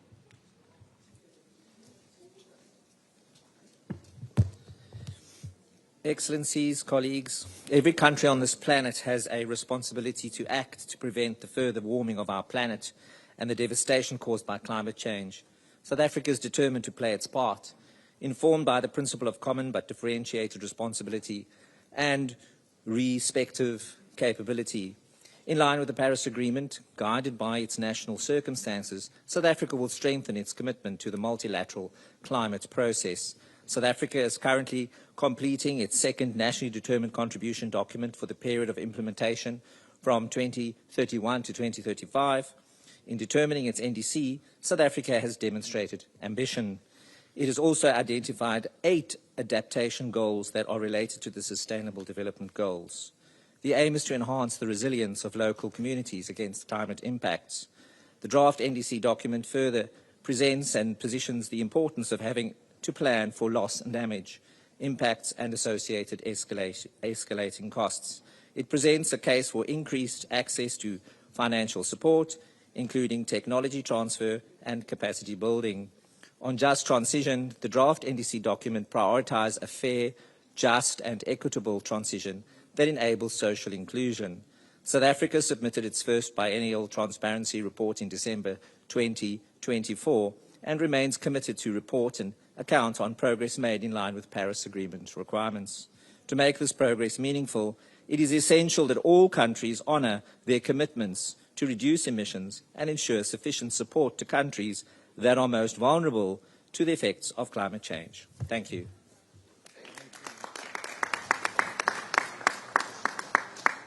Thank you, South Africa. The next speaker is His Excellency Ruslan Adalgeriev, Aide to the President and Special Representative on Climate of the Russian Federation. You have the floor. Уважаемый господин председатель, уважаемые коллеги, Российская Федерация ответственно подходит к деятельности на климатическом направлении, считаем КИКОН и Парижское соглашение надежной основой для долгосрочного климатического урегулирования. Сегодня я имею честь сообщить, что Россия представляет свой последовательный, более амбициозный АНУФ. К 1935 году мы намерены сократить выбросы парниковых газов на 65-67% относительно 1990 года. В очередной раз подтверждаем серьезность своих намерений по достижению углеродной нейтральности не позднее 60-го года. Подчеркну, что Россия перешла от стратегии к практической реализации, создав надежную национальную архитектуру для декарбонизации с учетом приоритета активной цифровизации, электрификации, создания новых высокотехнологических отраслей и высокопроизводительных рабочих мест. Во-первых, мы тестируем самые передовые инструменты в Сахалинской области. Был запущен региональный эксперимент по квотированию выбросов для крупнейших эмитентов. В результате регион достиг углеродной нейтральности раньше установленного срока. Этот успех доказывает эффективность выбранного подхода и послужит моделью для будущего масштабирования углеродного регулирования. Во-вторых, мы создали прозрачную работающую инфраструктуру для вовлечения частного сектора в деятельность по сокращению выбросов парниковых газов и повышению их поглощению. Сформирован реестр углеродных единиц, утверждены национальные стандарты в сфере климата, также имплементированы международные стандарты ИСО, функционирует институт аккредитации органов валидации и верификации парниковых газов. Это создает предсказуемую среду для реализации климатических проектов бизнесом. Россия представляет свой АНУ в условиях беспрецедентного санкционного давления. Против нашей страны введены колоссальное количество незаконных технологических, торговых, экономических и финансовых рестрикций. В первую очередь это касается отраслей с наибольшими эмиссиями парниковых газов, что серьезно ограничивает доступ к необходимым ресурсам и технологиям. Несмотря на односторонние действия, Россия продолжает движение к реализации Парижского соглашения. При этом вынужден отметить, что климатический переговорный процесс переживает кризис. Убеждены, что в сложившейся ситуации Организация Объединенных Наций может сыграть важную роль, уравновешивая интересы разных групп стран. Хочу подчеркнуть, что это возможно сделать только выступая с непредвзятой позицией. Дальнейшее развитие процесса зависит от нахождения баланса при выполнении всего комплекса мер, который может быть полноценно реализован в случае соблюдения ряда условий, включающих обеспечение принципа технологической нейтральности, в том числе от проектов в низкоуглеродной атомной и гидроэнергетике. Наличие недискриминационных условий для реализации климатических проектов и безбарьерный доступ к международной верификационной инфраструктуре, а также эффективное развитие международного сотрудничества. Российская Федерация в настоящий момент сталкивается с барьерами и внешнеэкономическими ограничениями, в том числе по доступу к зарубежному оборудованию, технологиям, услугам, рынкам капитала и углеродных единиц, что противоречит духу Парижского соглашения. Надеюсь, что все осознают безальтернативность такого подхода и будут готовы к продуктивной работе на предстоящей 30-й сессии конференции сторон в Вилене. Спасибо за внимание.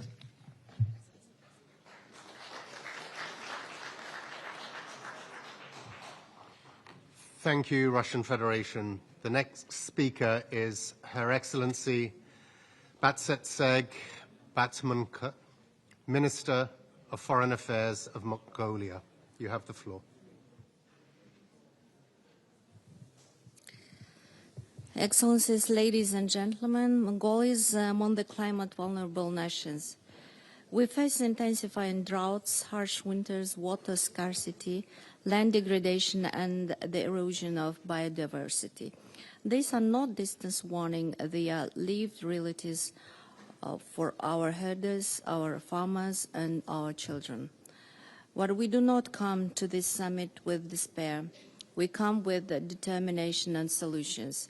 In 2016, Mongolia ratified the Paris Agreement and pledged to be part of the global solution. And today, we reaffirm and elevate that commitment. By 2035, we aim to reduce our greenhouse gas emissions by over 30%, and with nature and innovation as our allies, we can push that reduction to more than 50%.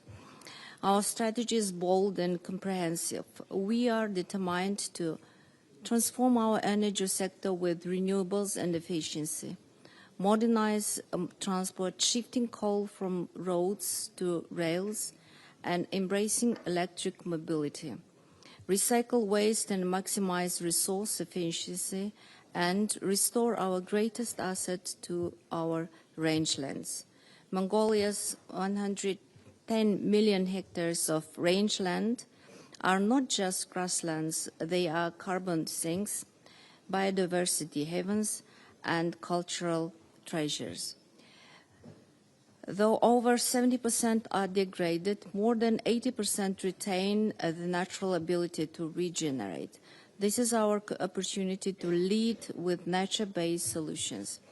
Hence, we are aiming to make the 17th conference of the parties to the UN Convention to Combat Desertification to be hosted in 2026 in Mongolia, more than a conference, but a turning point.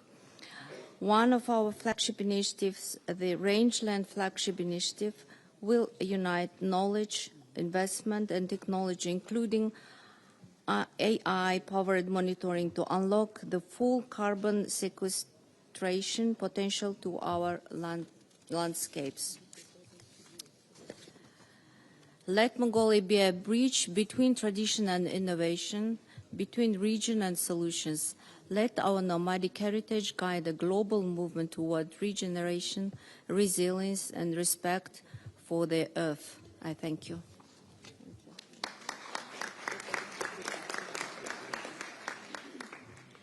Thank you, Mongolia. The next speaker is Her Excellency Alicia Bassena Ibarra, Ibarra, Minister of the Environment and Natural Resources of the United Mexican States. You have the floor. Thank you. En nombre de la presidenta Claudia Sheinbaum Pardo, México atiende este insoslayable llamado convocado por el secretario general Antonio Guterres junto con Brasil, representado por André Correa del Lago. La presidenta Sheinbaum ha encabezado un cambio estructural a través del Plan México, que consiste en una estrategia de industrialización de largo plazo. Se trata de un plan que intenta aumentar la inversión pública y privada por encima de 28% del PIB, crear 1.5 millones de empleo, incrementar el contenido nacional, sustituir importaciones, promover mayor integración regional y acelerar la transición energética, implementando además una economía circular que reduzca al menos un 50% de los residuos sólidos. Uno de los sectores que más emisiones genera en México es el transporte terrestre, genera alrededor del 25% del total. Por ello, el Plan México propone, por ejemplo, la construcción de 3,000 kilómetros de trenes eléctricos que conectarían al país de sur a norte. Nuestro compromiso en la NDC 2 es disminuir 35% de los gases de efecto invernadero para 2030, lo que implica reducir alrededor de 225 millones de toneladas de carbono aproximadamente.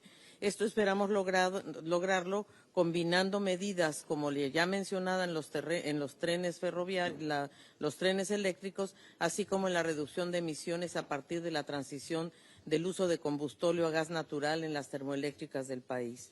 Para la NDC 3 estamos en un proceso de consulta interna con todos los sectores industriales de la construcción, el acero, la minería, con energía, nuestra empresa nacional de petróleo, Pemex, de electricidad, CFE, y con el sector agropecuario para que nuestros compromisos sean realistas y factibles para 2035.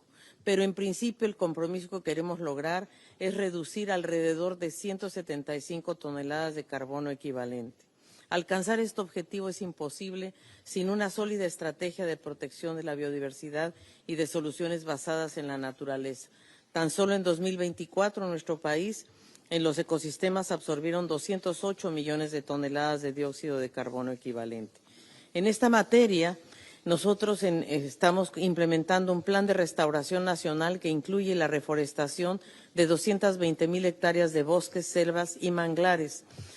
Necesitamos una taxonomía, como lo mencionó el presidente de Francia, que nos permita contabilizar la absorción de carbono por hectárea de cada tipo de ecosistema. Estimamos, por ejemplo, que los manglares son 4 veces más eficientes en absorber carbono que otros ecosistemas.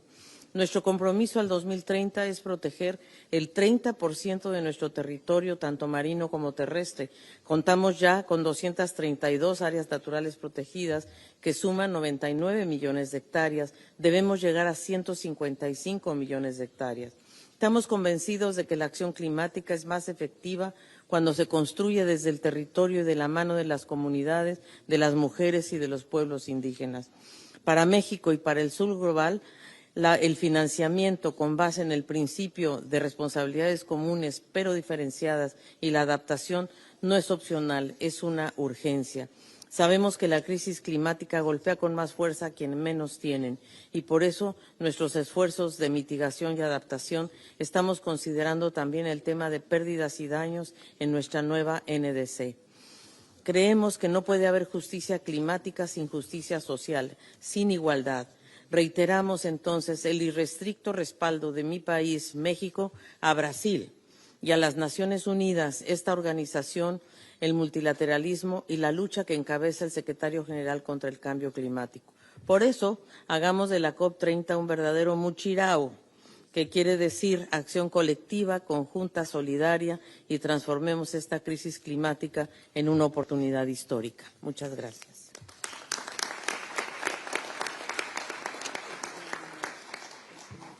Thank you, Mexico. We now invite His Excellency Andreas Eriksen, Minister of Climate and Environment of Norway. Please, you have the floor. Dear friends, this year marks yet another milestone in our collective response to the urgency of climate change. The Paris Agreement is driving emissions down, and this year's climate targets must be another step towards keeping 1.5 within reach, recognizing that every fraction of a degree matters. I am honored to present Norway's second NDC under the Paris Agreement. Our 1.5 aligned NDC is to reduce greenhouse gas emissions by at least 70 to 75% compared to 1990 levels by 2035. The policies to implement our NDC include strong and ambitious measures to support timelines for phasing out the use of fossil fuels towards 2050 in key sectors. This provides strong long-term signals and predictability for our pathway to a low-emission society. Friends, as one of Europe's major energy providers in both oil and gas and renewables, we see the need to phase out emissions from both production and consumption of energy. Our goal is to gradually change our economy, creating jobs and opportunities in low-emission sectors. The success of such strategies will require coordinated approaches between countries producing and consuming energy, like the binding climate agreement between Norway and the EU. While celebrating 10 years of delivery under the Paris Agreement, COP30 must send clear signals to the world that we stand ready together to do more. In Belém, we welcome stronger collaboration between all countries going forward to achieve our common goals of rapidly reducing greenhouse gas emissions. I thank you.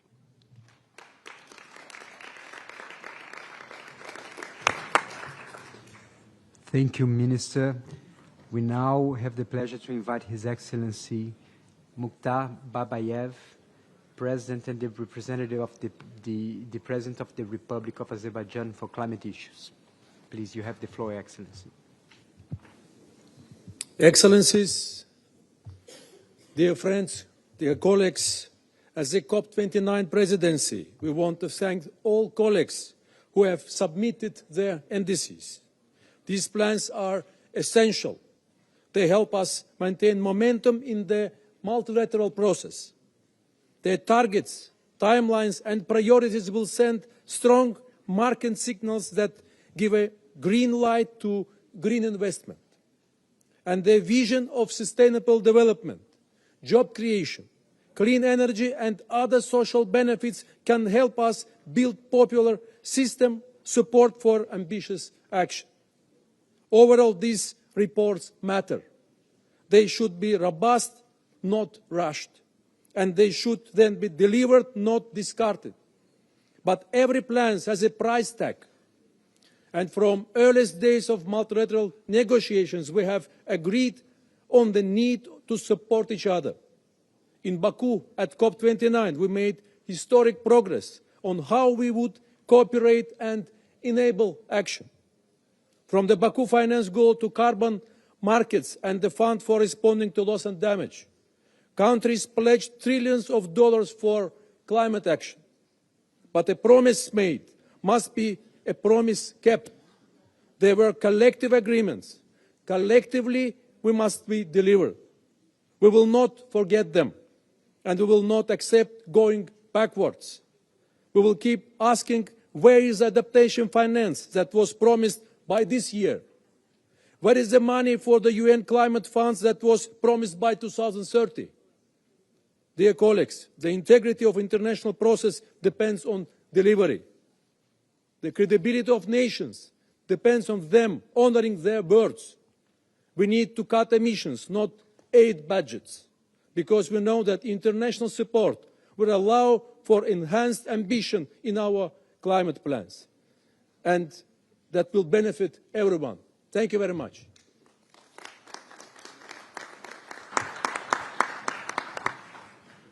Thank you, His Excellency. Now we invite to the floor His Excellency Rafael Lucia, Secretary of Environment and Natural Resources of the Philippines. Please, you have the floor. Excellencies, the Philippines is preparing its third nationally determined contribution looking to 2035. This will not be our first submission, but it will be our strongest yet. We are guided by a sobering global outlook. Even if all unconditional NDCs are met, global emissions will decline by only 3% by 2030 from 2019 levels, far short of the trajectory required to keep 1.5 degrees centigrade within reach. This tells us that the real test is not ambition on paper, but delivery of results. This recognition has shaped our NDC 3.0. Our objective is stronger delivery, not only higher targets. Drawing lessons from our previous NDC, we have designed our enhanced NDC not as a headline figure, but as a costed, economy-wide investment plan. It is anchored in greenhouse gas inventories, climate expenditure tracking, and a national implementation framework. It treats forestry and land use as carbon sinks and as market assets. It employs Article 6 and other mechanisms to mobilize finance and sustainable growth, and it integrates just transition, nature-based solutions, circular economy, gender equality, and social inclusion. Excellencies, what will define progress in the years ahead is not what was pledged, but what was delivered. Therefore, the credibility of NDCs must rest on implementation backed by finance, technology, and capacity building for developing countries. On this basis, the Philippines calls for NDCs to be recognized as credible investment frameworks, costed, transparent, and backed by predictable grant finance for mitigation with adaptation co-benefits, supported by monitoring and accountability that measure both ambition and delivery. Thank you, and we wish all of us success.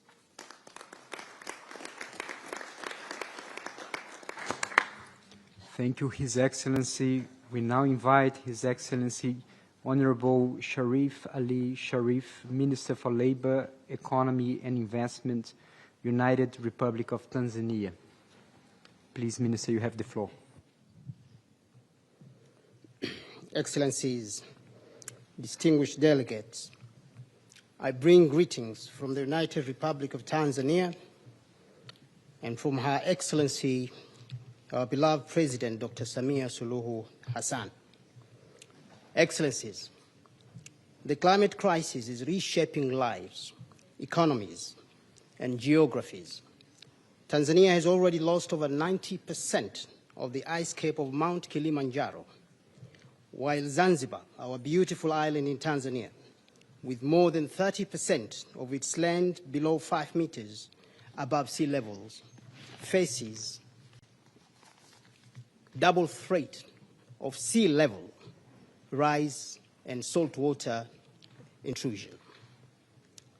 Excellencies, Tanzania is acting with ambition. Through our NDC 2.0, we pledge 30 to 35% emissions reduction by 2030, conditional on international support of $19.2 million.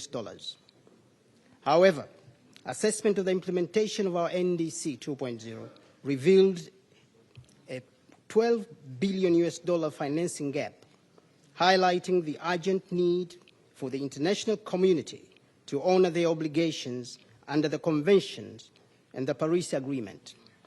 We are finalizing NDC 3.0, guided by our new Tanzania Development Vision 2050, which places climate resilience, environmental integrity, and sustainable growth at the center.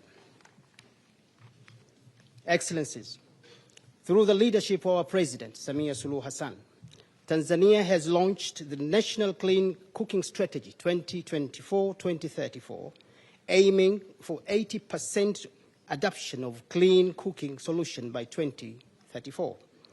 We welcome $2 billion US dollars pledged globally for clean cooking and call for quick disbursement and scaling up to match the urgent needs of African households, and access to technological development and transfer to accelerate adaptation, mitigation, and innovation. Your Excellencies, for Africa, adaptation and poverty alleviation remain the highest priorities. We are also ready to offer solutions, but to succeed, the international community must urgently fulfill their pledges, not in words, but in grant-based financial support for access, such as clean cooking, energy success, the blue economy, and resilience. In conclusion, Tanzania stands ready with ambition, commitment, and solutions. We are ready to join the international community to act with urgency, fairness, and solidarity for our people and for our planet. Thank you very much. Asanteni sana.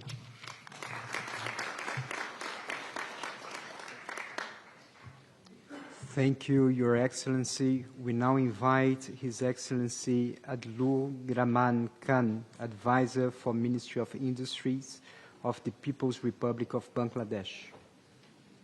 Please, you have the floor.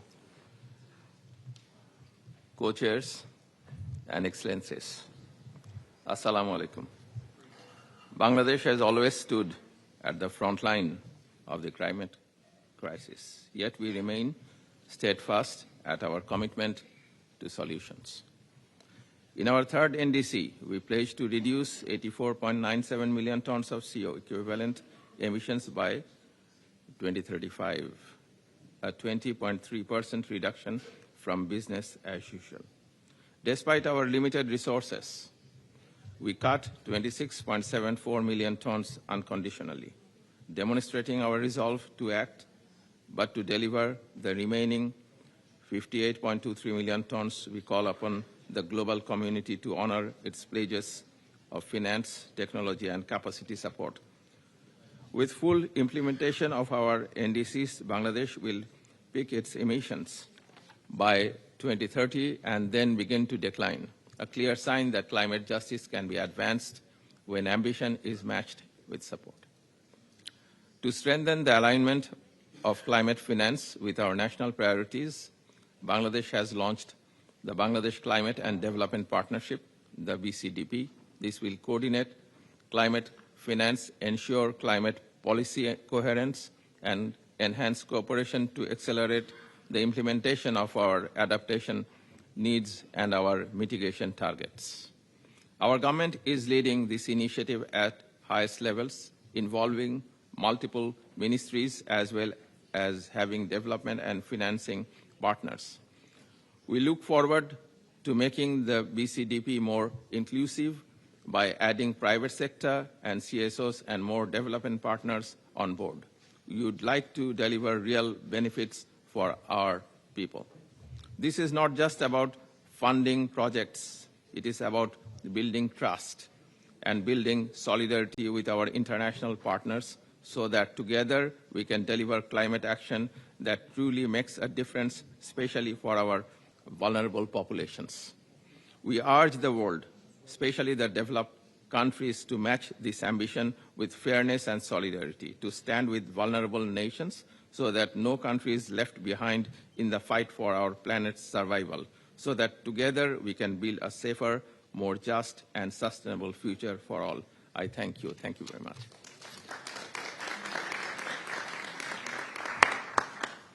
Thank you, Your Excellency. We now invite His Excellency David Lammy, Deputy Prime Minister of the United Kingdom. Please, you have the floor. Well, thank you very much, Your Excellencies. Thank you for convening us at this critical time when climate change is demonstrably not a distant threat or tomorrow's problem. It is an emergency, one that we must address with urgency. The extreme heat, floods, wildfires, droughts throughout the world, all disrupting lives, livelihoods, and economies everywhere. And let's be honest, the people paying the price, the hardest and deepest of prices, are those who contributed the least to this crisis, the most vulnerable in the most volatile places. And we must address this, and the United Kingdom is absolutely dedicated to playing its part. At COP29 last November, our Prime Minister announced the UK's commitment, our nationally determined contribution to fighting climate change under the Paris Agreement. It will cut our greenhouse gas emissions by at least 81% by 2035, compared to 1990 levels. It is economy-wide, covering every single sector, aligned with the goal of keeping global warming at 1.5%. National determined contributions matter because they send a signal to our citizens, to investors, and to the world that we are ambitious and determined to deliver on climate change. And let me be clear, ambition is not a drag on growth, as some would suggest. It drives growth. The UK is the first major economy to halve its emissions whilst also growing its economy by almost 80%. Last year, our green economy grew 3 times faster than the economy as a whole. This is the growth story of the coming decade, and ambitious NDCs are the foundation to attracting the investment that makes it possible. But none of us can succeed alone. Multilateralism is the key to achieving our ambitions. Before Paris, we were on track for 4 degrees of warming by the end of this century. Now, if we each deliver our 2030 NDC commitments, we're on track for 2.6 degrees Celsius. If we also all fulfill our net zero commitments, it could be 1.9 degrees Celsius. Progress is real, but it's not enough. Our current pledges must be the floor